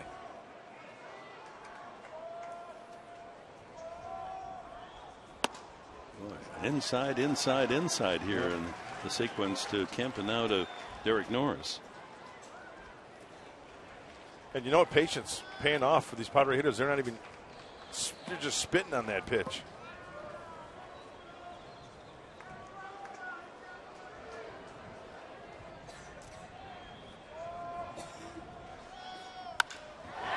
Center field, back goes Blackman, tagging Myers. He comes home, tagging and going to third, as well as the runners advance. Jerko, it's 3-1. Norris with a sacrifice fly. Hit hard. Let's watch how De La Rosa attacks Derek Norris. Again, in on the glove side. He has been struggling with that, so you can eliminate it if you're Derek Norris. And then in a good hitting situation, he gets a changeup elevated. Nice RBI hitting by Derek Norris. 57 runs batted in for Norris. Runners at first and third as Jerko also advanced. And Jan Solarte a single in 2 at bats. 1 out.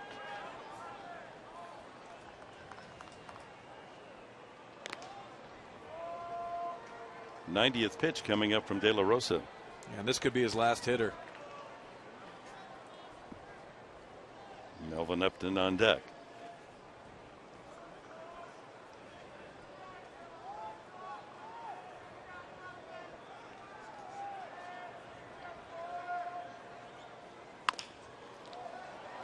Nice scoop by Arenado to second for 1, back to first, a double play. Oh, Arenado, do or die, charges and makes a terrific play and takes his pitcher out of a troubled spot. Padres settled for 1.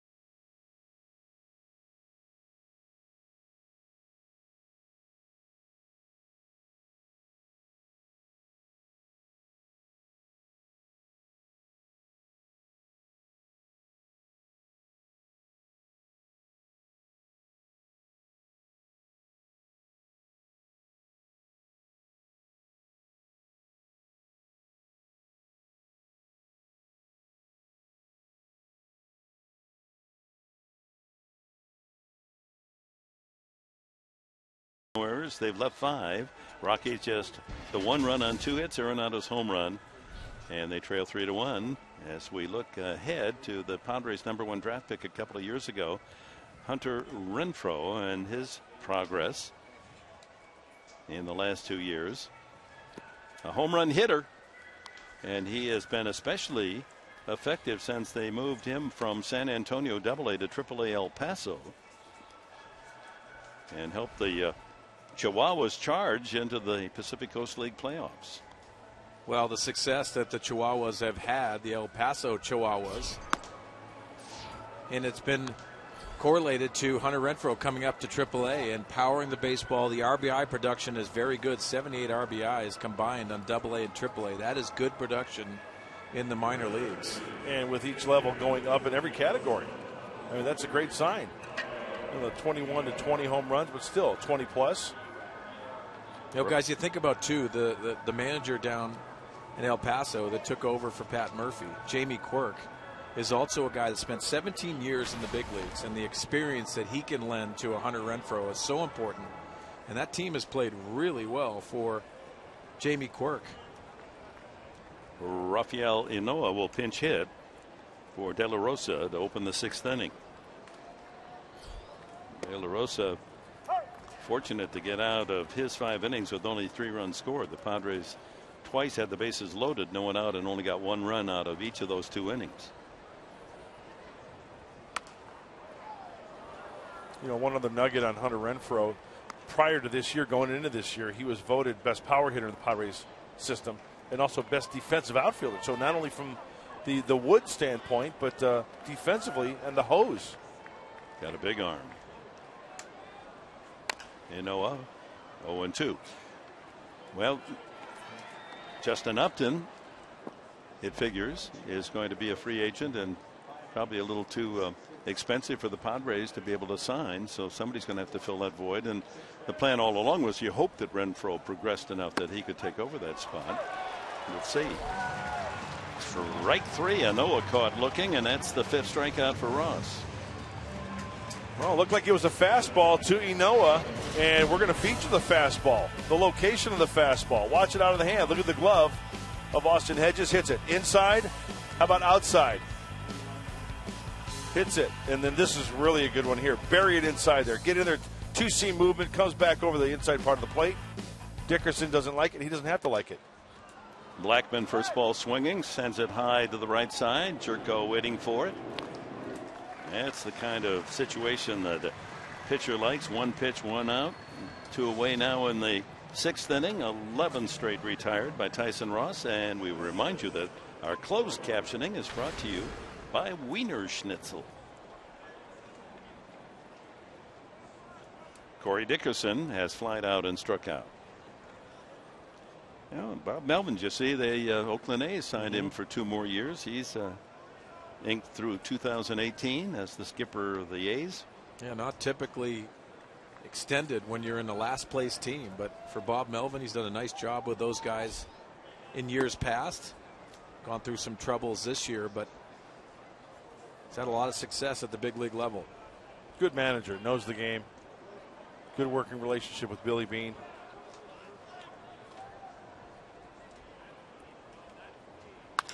That ball drilled to deep right center field. How far will it carry? It's out toward the wall, and that ball is gone. Dickerson ties into 1, and some of those wasted opportunities of the Padres may come back to haunt them. It's now going to be a 3-2 game. Here's a man, Tyson Ross, gives up 5 home runs all season long, 29 starts, and 2 solo shots against him today. Oh, a 1-0 pitch. Remember earlier in the game, the pitch to Nolan Arenado was a 1-0 pitch. So looks like he's maybe hunting the fastball. He got it up. 6th home run of the season for Dickerson. Lands that one in the sand pit. And here's Arenado, who accounted for the other run with his home run. A 3-2 game here in the top of the 6th. It's all about bouncing back after the home run from Arenado. 3 unassisted out of the inning. Home run here. Into the shift. Jerko Pulls him off the bag, but Norris was able to hang on there enough, kept his toe on the sack, and gets the out. 3-2, bottom of the 6th.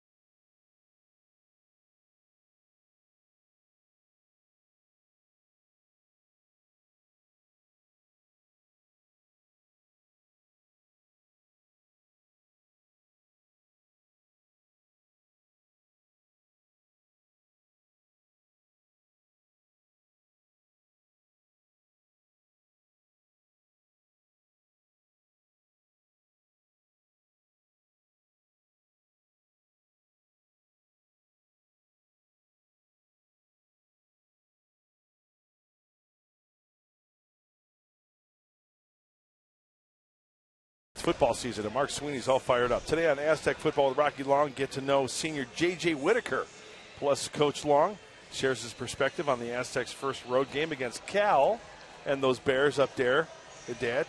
That's today after Padres Live on Fox Sports San Diego. Right here. I think Mike Pomerantz hosts that. And, no, Chris Budden Chris does Budden, a great job on that My bad. show. Chris Budden. Not only is she leader in Pick the Stick, but leader in hosting that show. Yeah, she threatened to wear, because it was so hot today. You know, we went to the polo shirts, and we're not wearing the shirt and tie, that she was going to wear the bikini. But I think that was just a wild threat, wasn't it? Huh? Well, maybe. It's worth hanging around.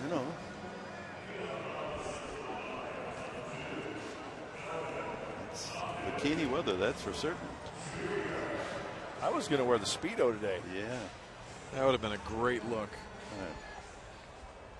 Oh, that's a good feeling right there, isn't it, It Mark? is.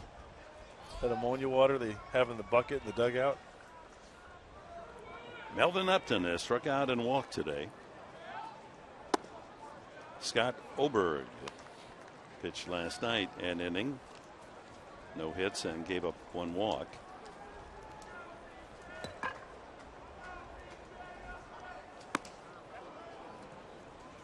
So the home runs, Dickerson is 6th, Arenado his 38th, the league leader for the 2 Colorado runs. Matt Kemp with his 21st for the Padres, all solos. Well, Dick, to your point, against De La Rosa, last 2 innings, they loaded the bases with no outs and not really capitalizing on that offensively. And you wonder if that's going to creep into this game.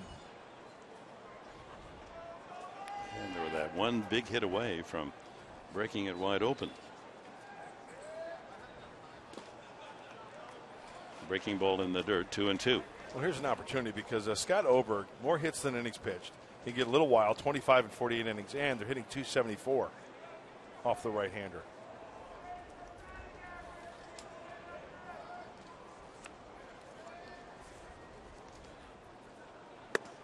And a swing and a miss. First strikeout for Oberg.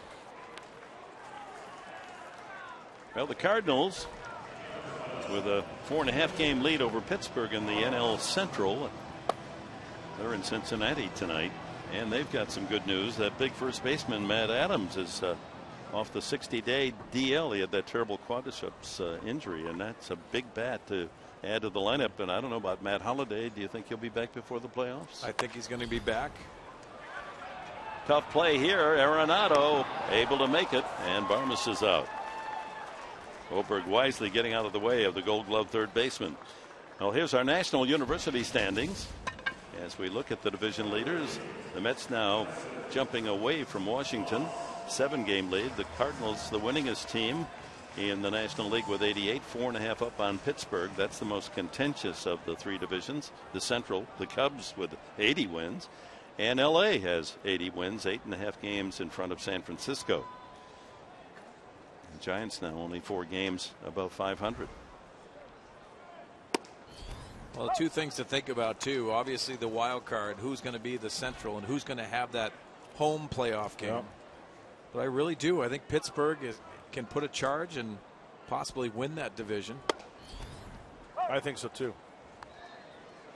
A ball and a strike to Ross, who has struck out and knocked in a run with a sacrifice fly. Like if you're identifying scary teams, both of those wild card, Pittsburgh and Chicago. I don't think a lot of teams want to play against those guys, especially Arrieta Lester from the Chicago Cubs. That's that one big game, though. Yeah. You know, when I look at the Pirates, obviously they don't have the best record in baseball. 83-55 going in today. But I thought by playing them and watching them, I thought they were the most well-rounded team all the way around. Justin Upton not in the starting lineup today. Watch out. That one goes way back into the lower tier. Well, the Giants last year, remember, they were the wild card team, won that one game and didn't stop until they picked up their World Series rings. Well, when you're in that position of that single wild card game, you're always pushing through September and early October. Ross caught looking. Oberg a 1-2-3 inning with a couple of strikeouts, and we go to the 7th. The Padre lead is 3-2.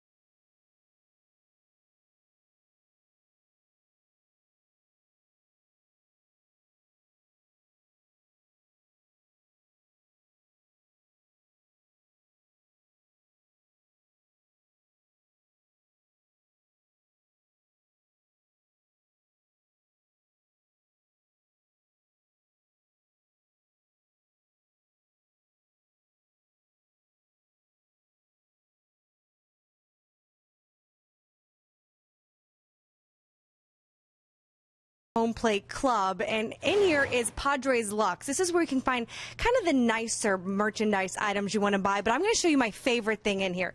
Come with me where you can buy wine, a pretty special wine. This is Red Stitch. It was created by Dave and Trish Roberts. They sell a Pinot Noir, a Cabernet. They created it a few years ago. Obviously, Red Stitch is symbolic of red stitches on a baseball. They created it, tasted it, and you can buy some here, created in Napa. So if you wanted to have some wine along with your baseball, this is the place to go, guys. All right, that's a great recommendation, and it is a full-bodied, especially the Pinot.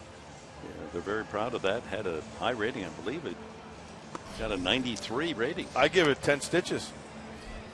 There you go. Yeah, well, that's a nice little habit to have, a little hobby to have your own little vineyard.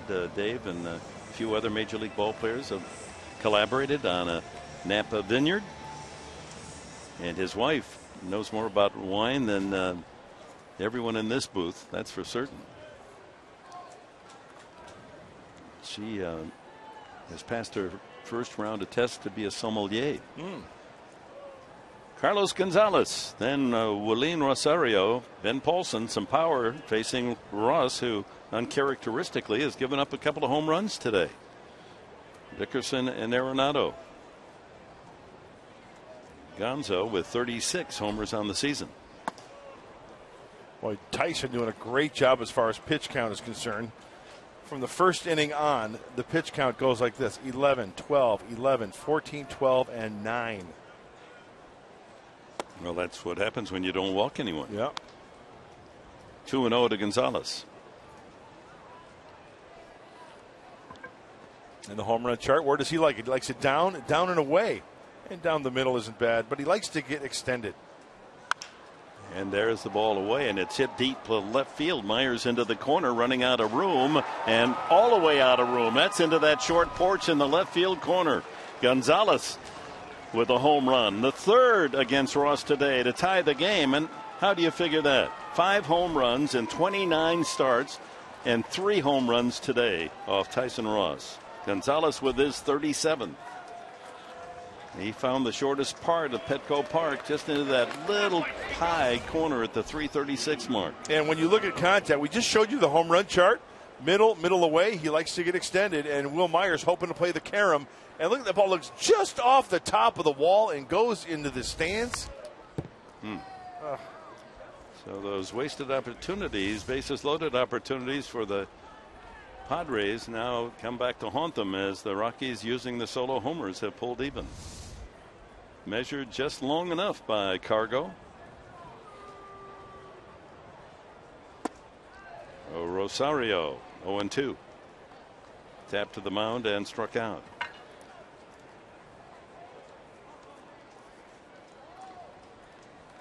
So the 2, 3, and 4 hitters in the lineup for the Rockies, all with solo home runs. Tough chance for Solarte. Bare hand and throw. Beautifully done. Outstanding, Jan Hervis. That's not an easy play, folks. And the one thing also is the accuracy. Nice throw, not right on target, but close enough to get him. Beautiful play. And Norris there at first base. Fortunate that he didn't get his heel injured as Rosario came down on the back of the heel. One away to Ben Paulson. Strikeout and a fly to left.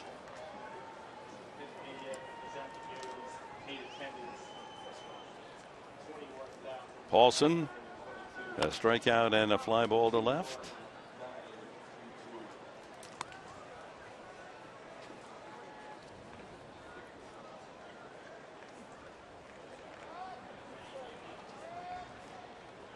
Arenado, a solo homer in the first. Dickerson homers in the 6th, and now Gonzalez, the wrong way home run in the 7th to tie the game.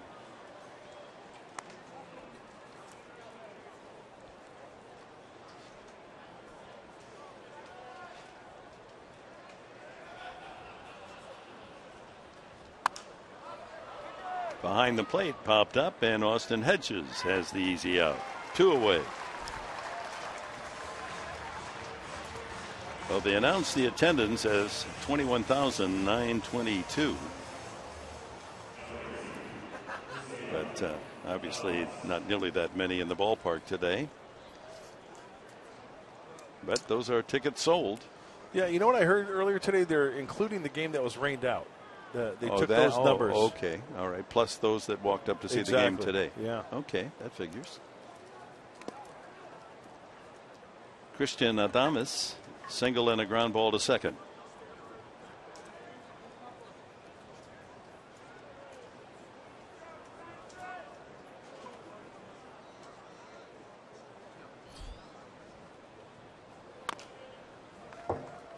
One ball and 1 strike to the infielder. Ross has only allowed 4 hits, but 3 of them home runs. Go figure. A man who has the best record in all of baseball, stingiest at giving up home runs, allows 3 today. Shortstop Barmes gobbles that one up, and the inning comes to an end. But Cargo, with a blast to left, has tied it up.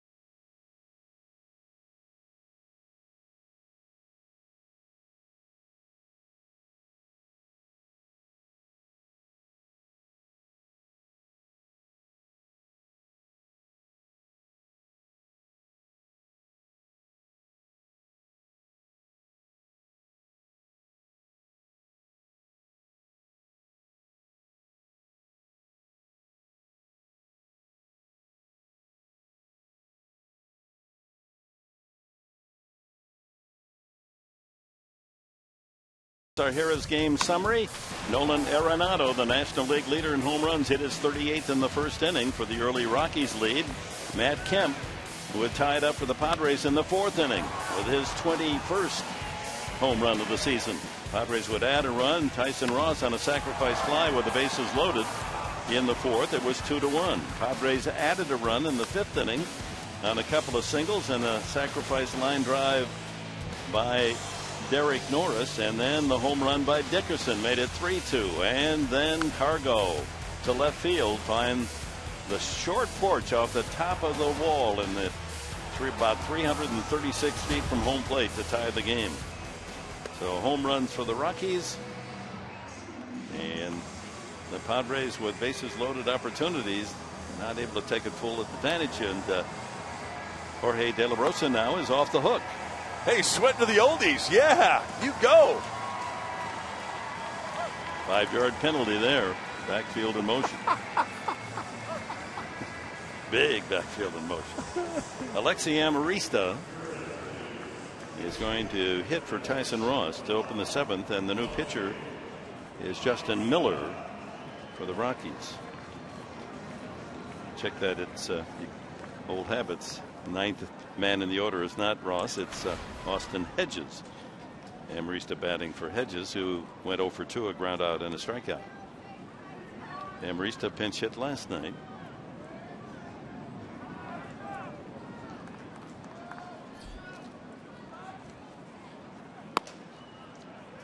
.92 on the first fastball from Miller.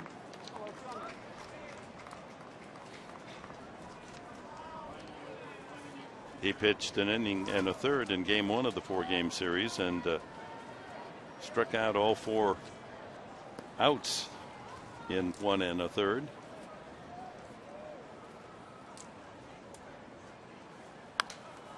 Foul back. So Amarista lead it off, the pinch hitter. Then the top of the order, Myers and Jerko. Nothing from the bottom 4 in the batting order of Pat Murphy today. Although Ross did have a sacrifice fly. Pitched too well to not get a decision here, but unless the Padres score in this inning, it'll be an ND for him. Waved that and missed. 1-2.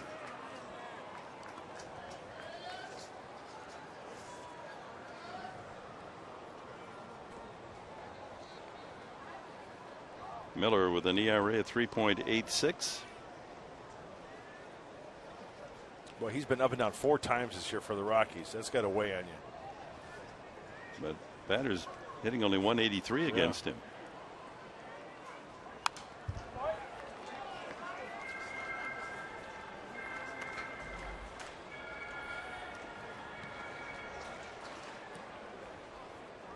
So Tyson goes 7 innings to allow 3 runs, all on home runs, only 4 hits. Did not walk a man. I think that's the first time all year he has not walked a man in a start. And he struck out 5.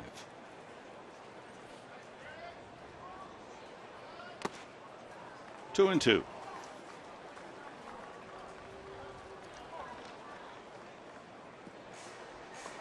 Well, he may not be out after all. His pitch count is low. Yeah. Only 81 pitches, so there's more in the tank perhaps.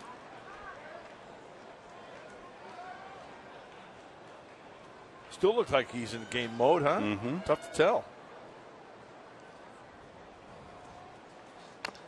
Fouled at the plate, 2-2. Got the bottom of the order coming up in the 8th for Colorado, 8-9-1. There is action still in the Padre bullpen.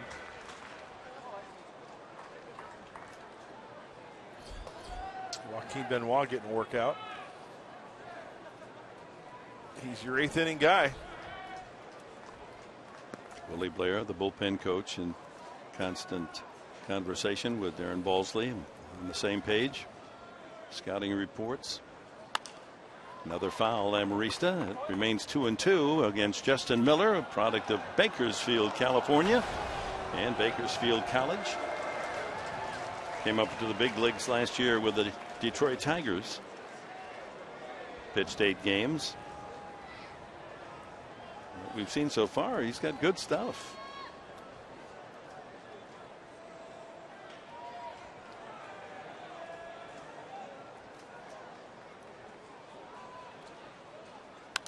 Another foul. Oh, 93 to mid-90s on the fastball. Ninth pitch of this at bat coming up.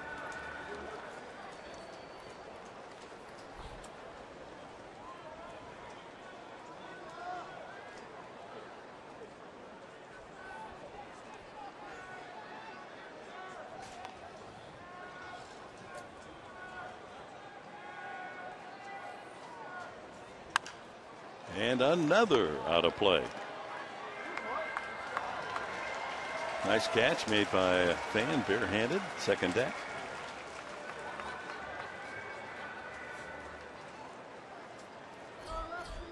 Will Myers and then Churko to hit here in the Padres seventh.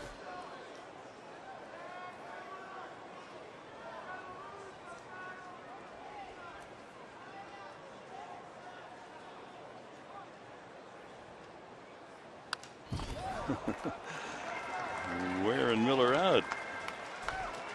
And also the supply of baseballs. That was a pitch Alexi could have done some damage with. Pitch number 10 right down the middle. Rosario out to coax a out of the right arm of Justin Miller.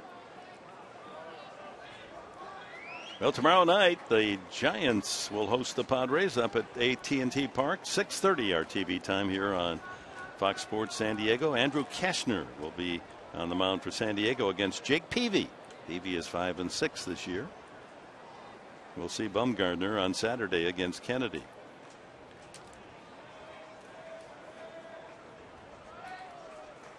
Another foul. That's got the fans counting. The 12th pitch of this at bat coming up.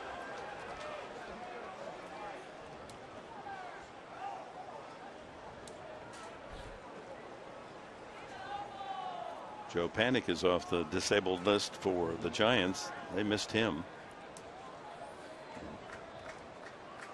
Good looking second baseman.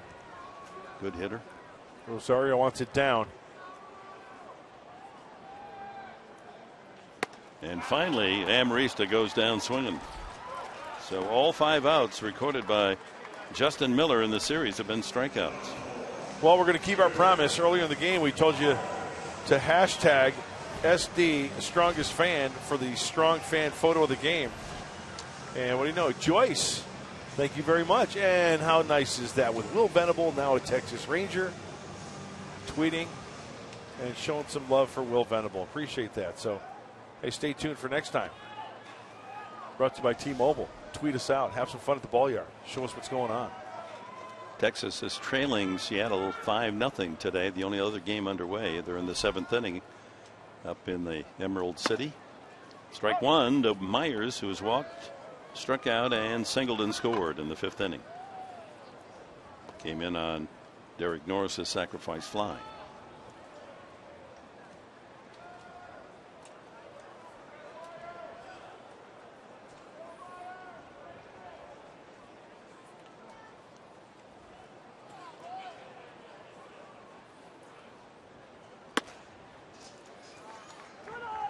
A ball and a strike to the Padres leadoff man. 2013 American League Rookie of the Year in Kansas City.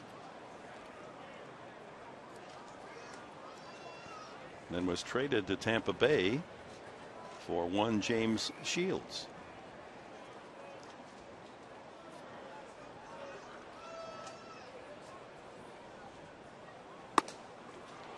'94. Good little slider from Miller, and then challenging him with the fastball there. That's a good life. Jerko, base hit in 3 at bats on deck.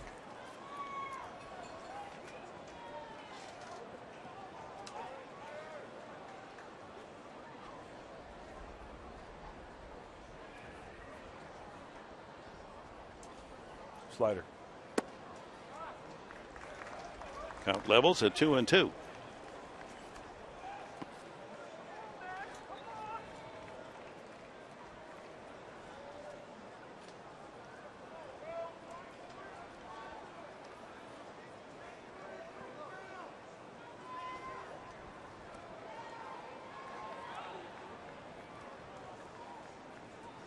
And another strikeout. Boy, Miller, this is amazing.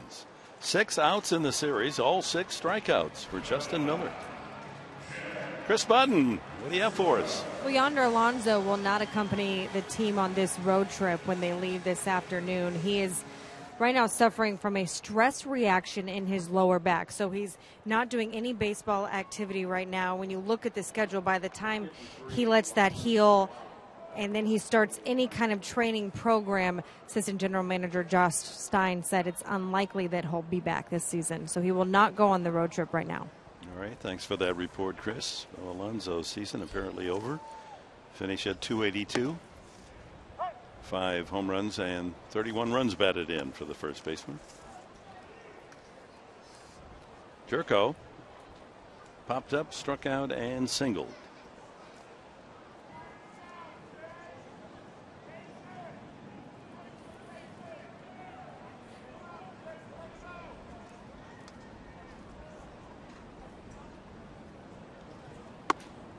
Strike 2. Miller's machine. Jerko walking away from home plate, didn't think that was in there. And he is pounding the zone with the fastball and that breaky ball. He's not trying to be pretty out there, not trying to be cute. He's going right after these hitters. Yeah, this is an audition for him as well. And yep. He's so far passing the test. Strikes out the side just as he did in game 1 of the series. To the 8th. 3-3 tie.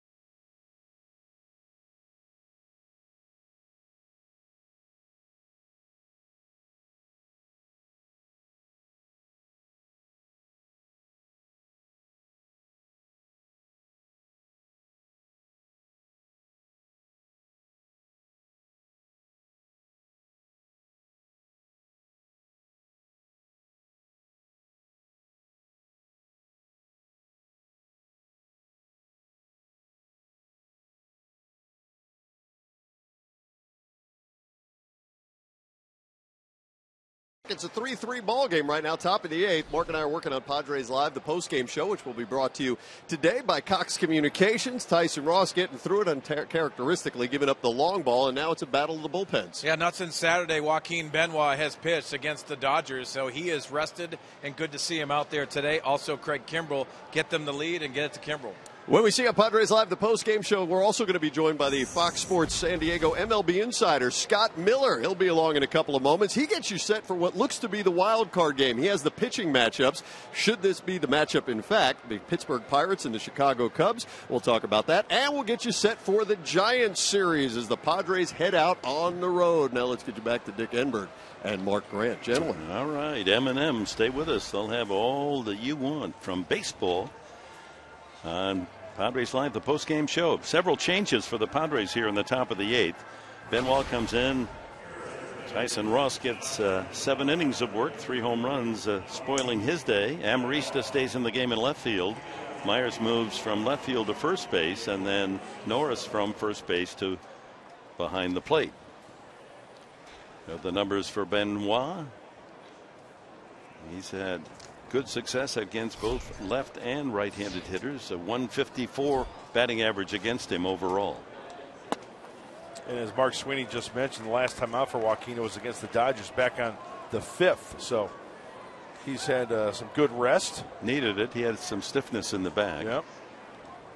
So keep an eye on that velocity. See if that velocity is up around 95, 96, where he consistently heats up with that fastball. 95 on that one. Descalso.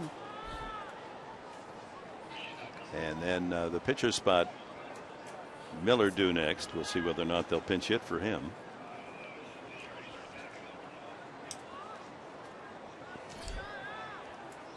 Brandon Barnes in the on-deck circle.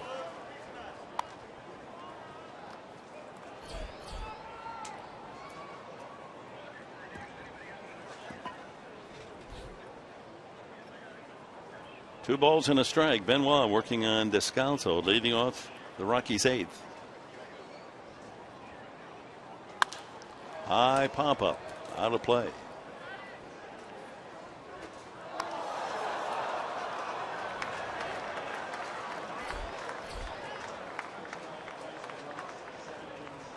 Only 4 hits given up by Ross, but Dickerson, Arenado, and Gonzalez all with home runs. Adames a single.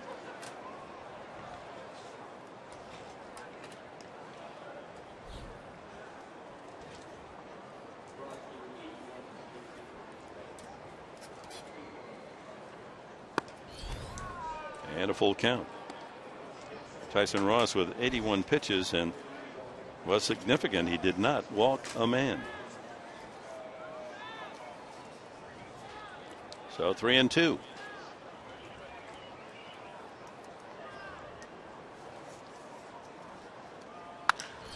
Hit deep to right field. Descalso looks up, and so does right fielder Kemp. Another home run.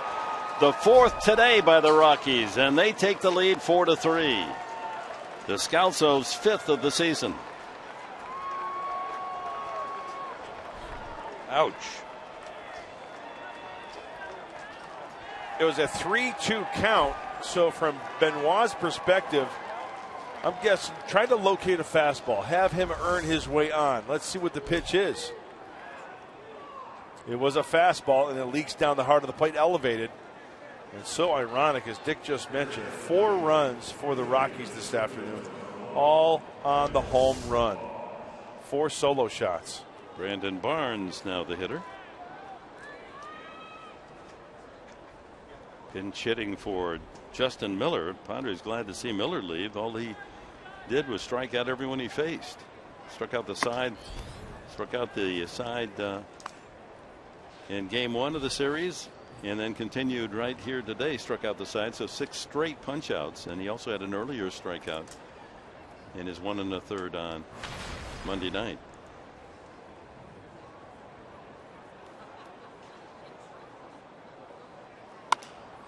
Lifted on the right side.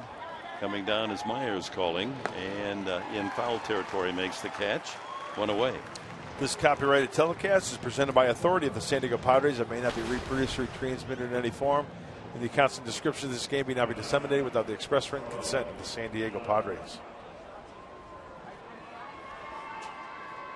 Top of the order, Charlie Blackmon has popped up twice and struck out facing Tyson Ross. Oh, it's painful. You pitch that well and you don't come away with a win. Yeah. Tyson Ross, only 4 hits, but 3 home runs in a no-walk game. His demise. And now Benoit. The game belongs to Benoit and Justin Miller. And that's why you'll never figure this game out, because as we mentioned going to this game, Tyson Ross has only surrendered 5 home runs in 170 plus innings.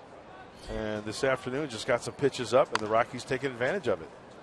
Meanwhile, the Rocky pitching has racked up a total of 11 strikeouts in the game. De La Rosa off the hook.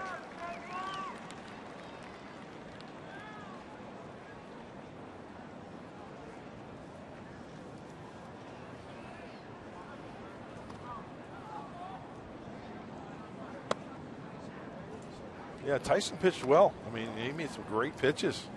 Struck out 5, no walks. And it just comes to show you, you throw one mistake, you'll get away with mistakes once in a while. But today, they took advantage of it, and that's going to happen.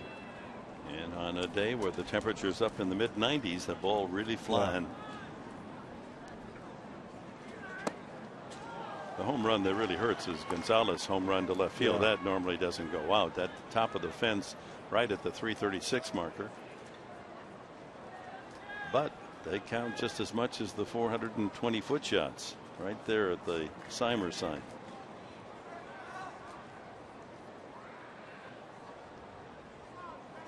2-2 to Blackman.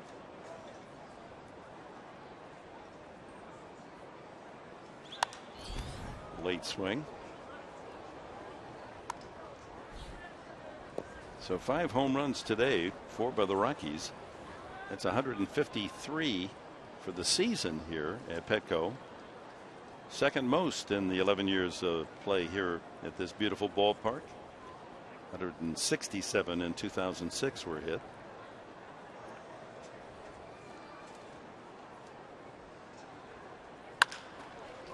Couple of hops to Barmes, and he gets the speedy Blackman for the second out. And it's time for our Fan Diego fans of the game. Thumbs up. 6 outs to go. Hang in there. Let's get the Padres a late win. Dickerson homered his last time to right field.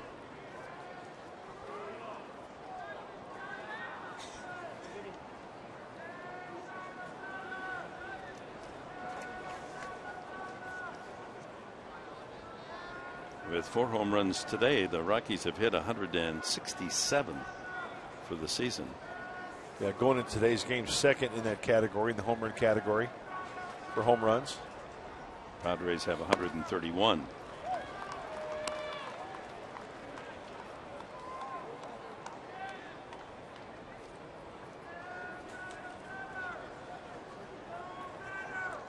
Justin Upton is available as a pinch hitter as we go to the bottom of the 8th inning.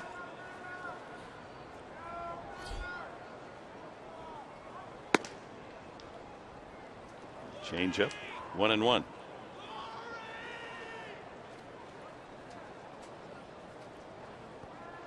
Dickerson, Arenado, Gonzalez, and Descalso, all with bases empty home runs for the 4-3 lead.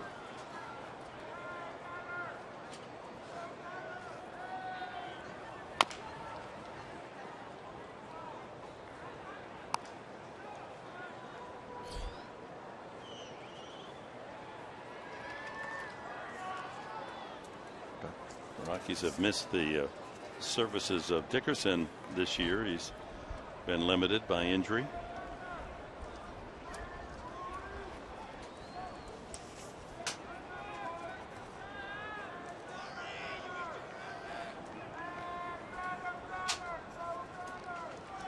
Swing and a miss, strike 3.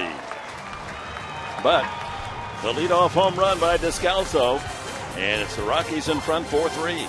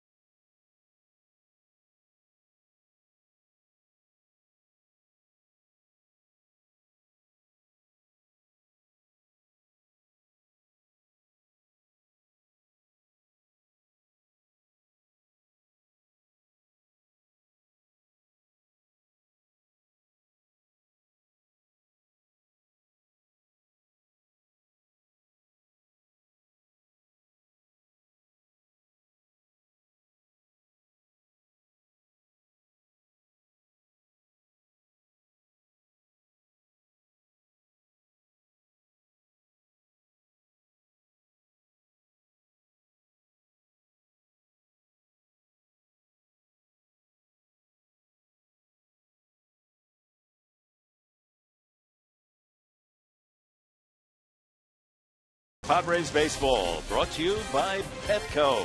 What we feed them matters. We sail into the bottom of the 8th inning. New pitcher for the Rockies is Jairo Diaz. Diaz, a late call-up, has pitched in now 10 games. Previous 9, 8 innings, allowing only 1 run, 8 hits. He's got a live arm. This kid can hit 100 miles an hour, 93 to 100, averages about 97 with the 4-seamer. And usually when you got a kid like Jairo Diaz who throws that hard, the command could be off just a little bit. Kind of a small sample size there. Couple of walks and 5 strikeouts, gave up a home run. Barnes stays in the game for Dickerson in left field. So Kemp, Norris, and Solarte, and thinking ahead in the 8th and 9th inning, Pat Murphy does have the bat of Justin Upton to use off the bench. Here's a pair of fans having a good time. Hey now. Want to rally.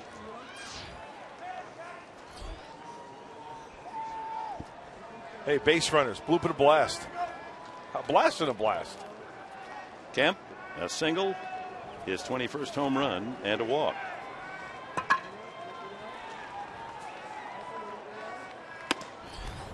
.98 on his first fastball. Yeah, that's petrol right there. Gonna have to turn up the dial a little bit. A fastball and a slider from Diaz. 97 on his second heater.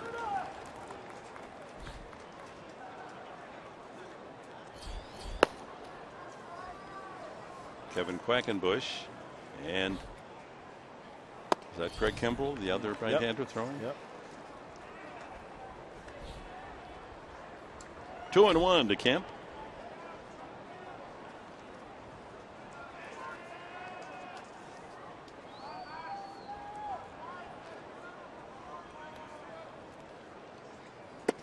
It's outside on the slider, 3-1.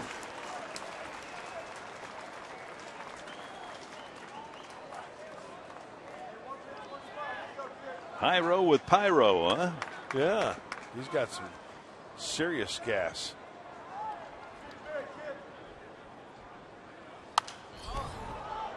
From his arm, that is.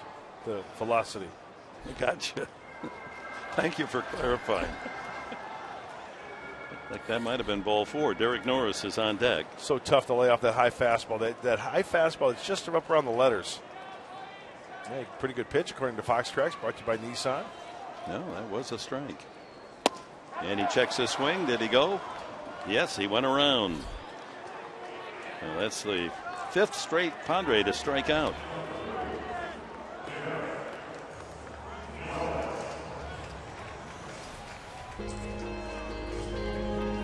Hey, the inaugural Pedal the Cause radio telethon will take place this Saturday from the set of Padres Social Hour inside the Western Metal Supply Company building. It's going to begin at 2 p.m. Broadcast live on Fox Sports San Diego and the Mighty 1090. We'll run through Spin at the Park and the duration of the Padres game that night against the San Francisco Giants at AT&T Park. So if you can't donate, anything you can give to help the cause, we really, really appreciate it. So we hope you take part. We've got a terrific lineup of guests for that telethon that begins at 2, and we'll be updating you on all the results, the donations during the course of our telecast of the Padres game 2 against the Giants on Saturday.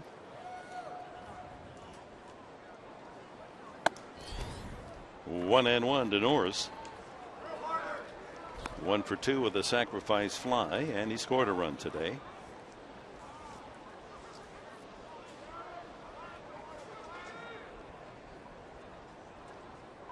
.43, the Rockies on 4 home runs have the lead. 2-1.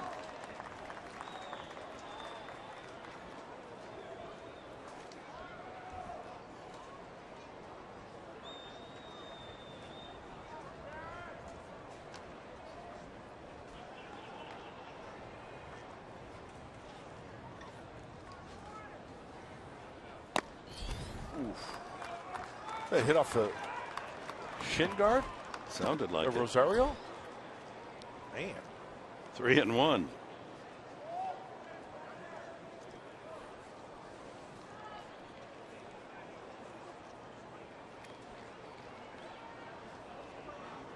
Well, he went full count to Kemp, got him on a check swing strikeout. And now 3-2 to Norris. 12 strikeouts by Padre hitters today. Boone Logan, the lefty.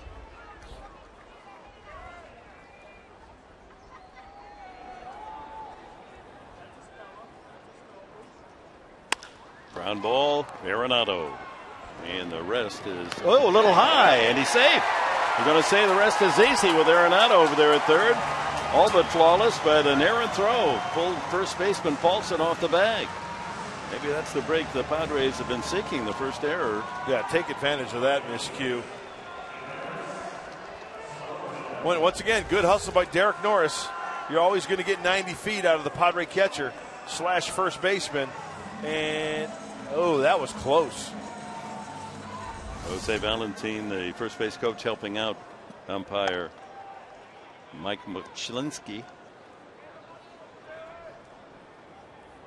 So the tying run aboard with one out here in the 8th. An unlikely gift from Arenado. Solarte has fouled out, singled, and grounded into a double play.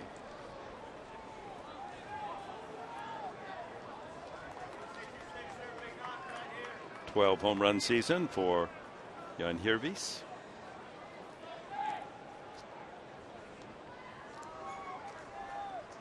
Well, a nice series for Jan Hervis, 8 for 17. Stay hot, come through big time right here. Melvin Upton to follow.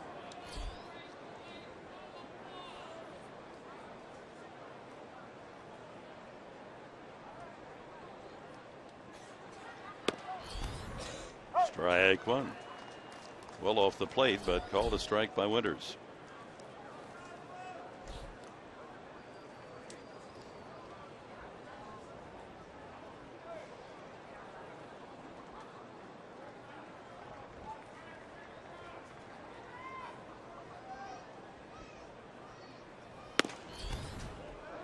Goes out there again, doesn't get the call. 98 on the fastball, 1-1.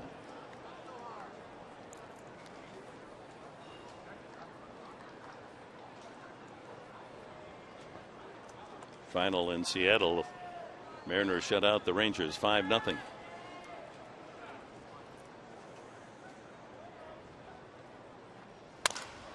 Line to first, a double play.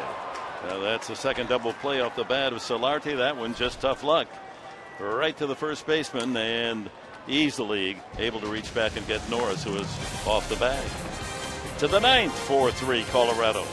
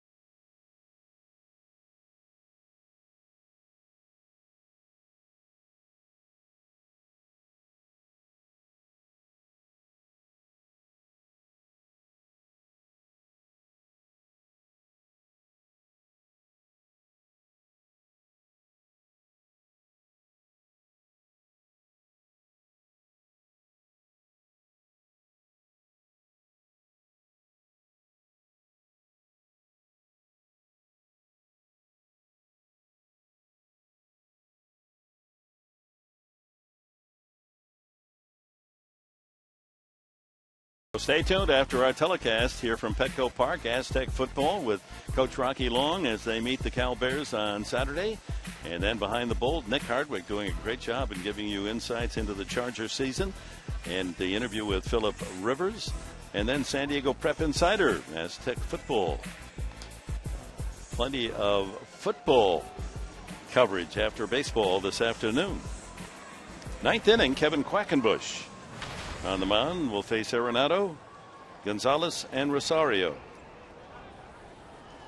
I'll try to hold that 4-3 lead for the Rockies as the Padres get one more chance in the bottom of the ninth. So Padres fans still sticking around in this heat. And there's an Aztec fan and a Padre fan. Rockies using the home run ball for them to establish that 4-3 lead. And Arenado was the first to leave the yard. Number 38 on the season. Benoit giving up the one hit, but it's a home run, and he's now the pitcher of record for the Padres. And Justin Miller, who struck out the side, would stand to win it if San Diego doesn't come back, but they got a big at bat here in the bottom of the ninth. That ball is cued, and it hit the runner. He's out. That ball had so much English on it, it spun right back onto the foot of Arenado. And the catcher's closest to the plate, so you can credit the out to Derek Norris. You know, it looked like Arenado was trying to avoid it, but like a heat-seeking missile as he goes 1-2, as you mentioned, the spin on that, Dick. Can't get that left foot up there. It hits him. Wow. Just when you think you've seen it all, huh? That's hard to do.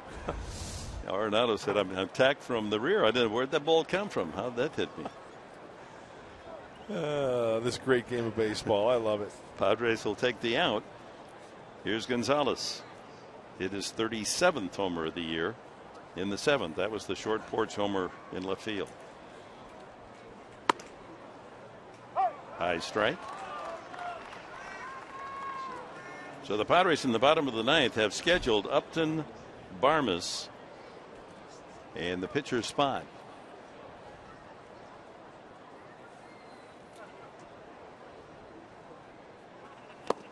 He chases 0-2.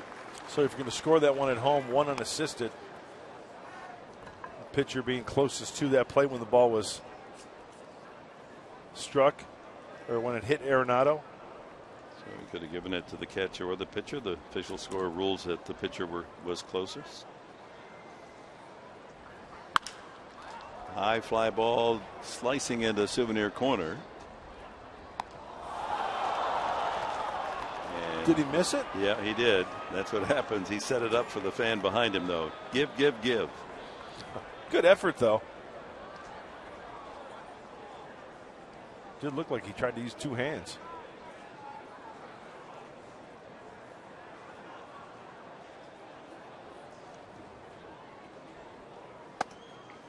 One ball, two strikes to Gonzalez.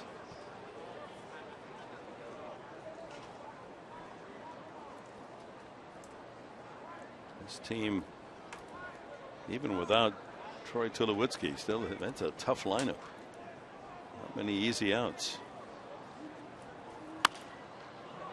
Flared foul.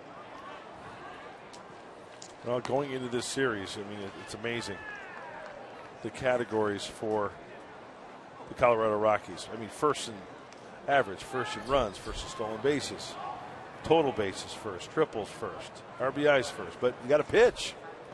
And that ERA, team ERA of 5.10 comes around to bite them. That's why they're in the cellar, 23 games behind the Dodgers.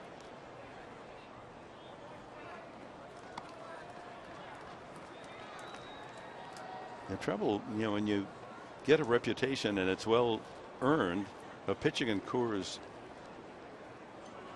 where it's not, it's a hitter's paradise. That free agent pitchers don't want to go there. Exactly.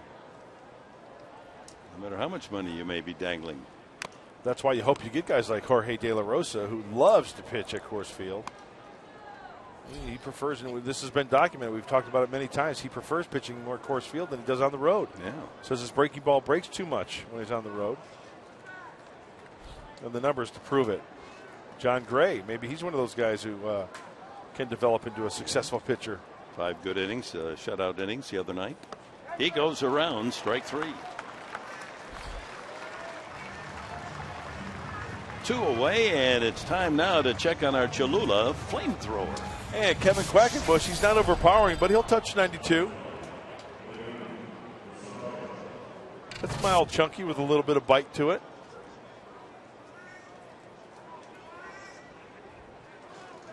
Willeen Rosario 0 for 3. John Axford, the closer for the Rockies, is getting loose out on that upstairs bullpen. There he is, the former Notre Damer.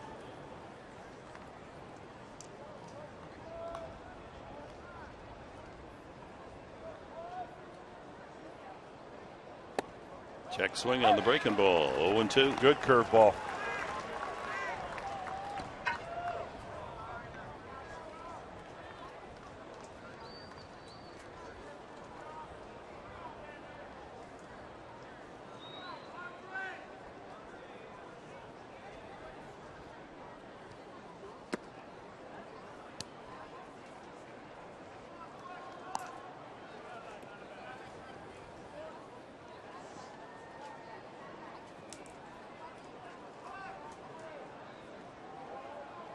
And 41st game of the season.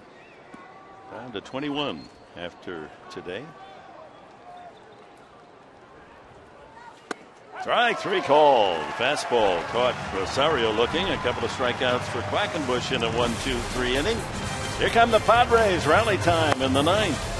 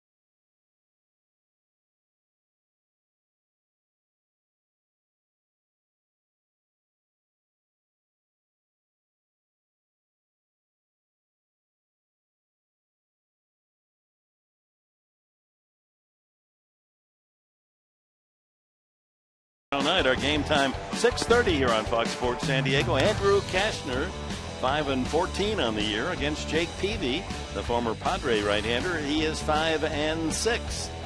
6:30 will be on the air, and Saturday it'll be Kennedy against Bumgarner, and the Sunday finale, young Colin Ray and Mike Leake, the former Cincinnati Red right-hander. Padres with a 4-3 deficit go after John Axford, who, as the closer this year, has 20 saves. He's not perfect, however. 46 innings, 46 hits, 4 home runs. Yeah, and sometimes you get a little erratic. You pretty much know what you're going to get from John Axford. He's been around a while. The fastball and that big looping curveball that he's got. Very, very rarely will he throw a slider. And he's not that overpowering. Although, you know, he can, mid-90s, take that back. He averages about 96. So he can light up the radar gun. Melvin Upton has walked and struck out twice. And we'll keep an eye on that on deck circle to see the moves made by Pat Murphy. We see Corey Spangenberg in the on deck now, getting ready. So he apparently is going to hit for a Barmas. get somebody on with the old bloop and blast trick. And some speed as well. Upton has the power as well. 5 home runs.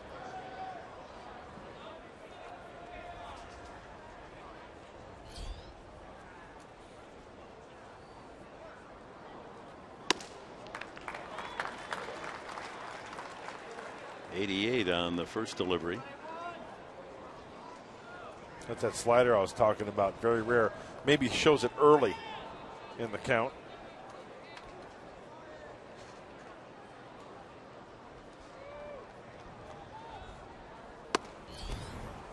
Comes back with a 96-mile-an-hour fastball. Well placed.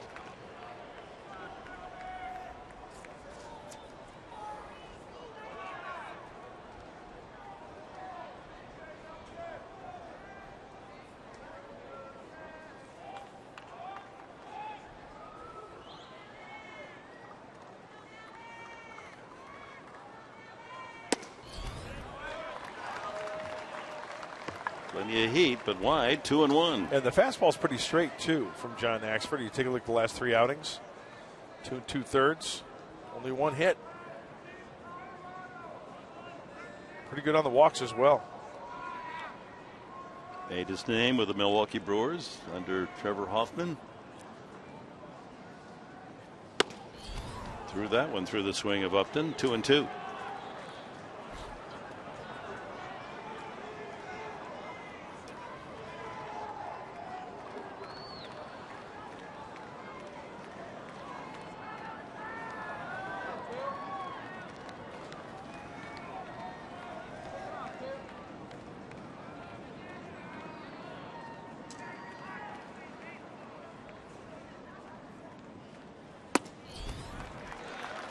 A full count. The old walk is as good as a hit cry applies. And what's the MO right here from Axford? Fastballs away. Looks like everything is away. I'm betting and banking on a fastball away here. The outfield's planning to go that way. Let's see if we can dump something on the right side.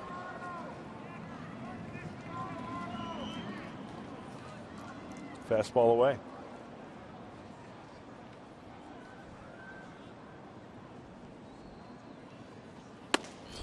And down goes Upton for the 3rd time today. 1 away. And time now for our Bill Howe play of the game. Daniel Descalzo, not a home run hitter, but he got into one against Joaquin Benoit, his 5th of the season, into the right field seats.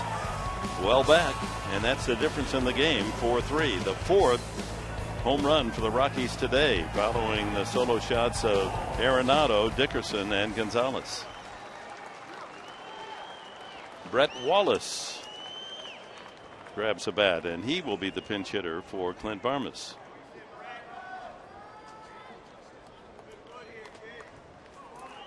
Well, first pitch fastball, middle in. Brett Wallace is going to be hacking. Home run and fastball hitter. And he hits this one deep to center field. Back goes Blackman to the wall and leaps up and makes the catch. Oh, my. Wallace picked the longest part of the yard and just missed tying it with that swing.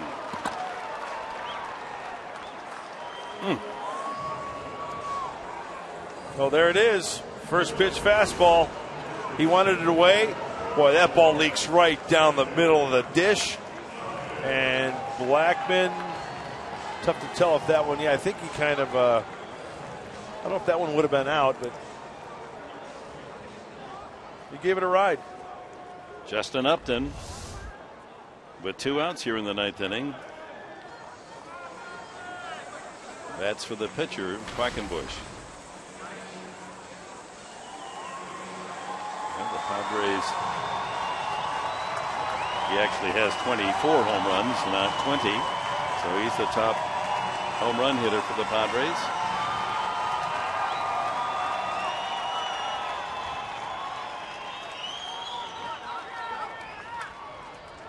If he keeps it going, Amarista is next.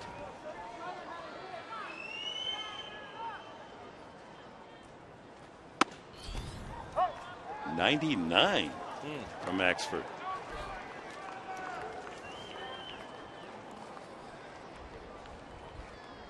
Yeah, he's hit 100. He has that capability. Triple digits.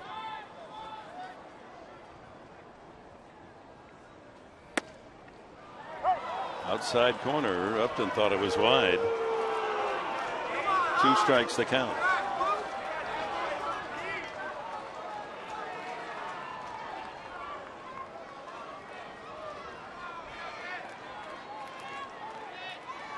Ball's off the plate a little bit. So the Padres down to their final strike.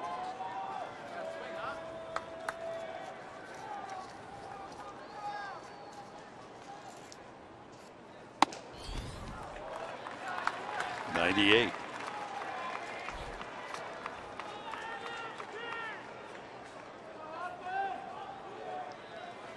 Just in case.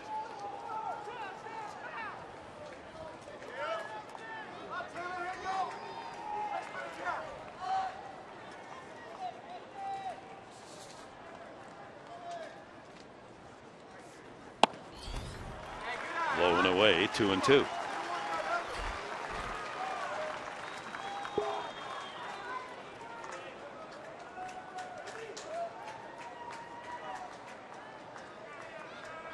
Power against power.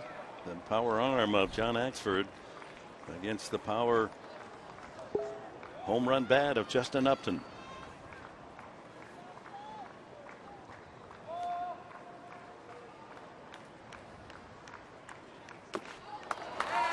Goes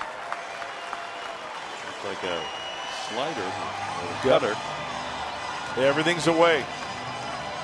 Every single one of those pitches to Upton here against Axford has been on the outside part of the plate, up or down.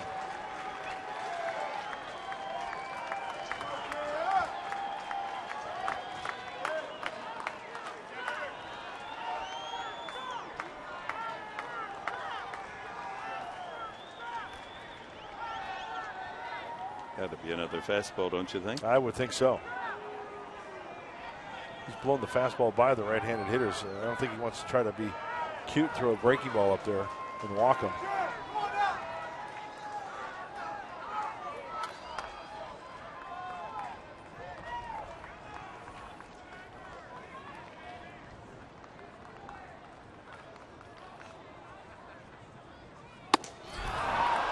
th Padre to strike out today.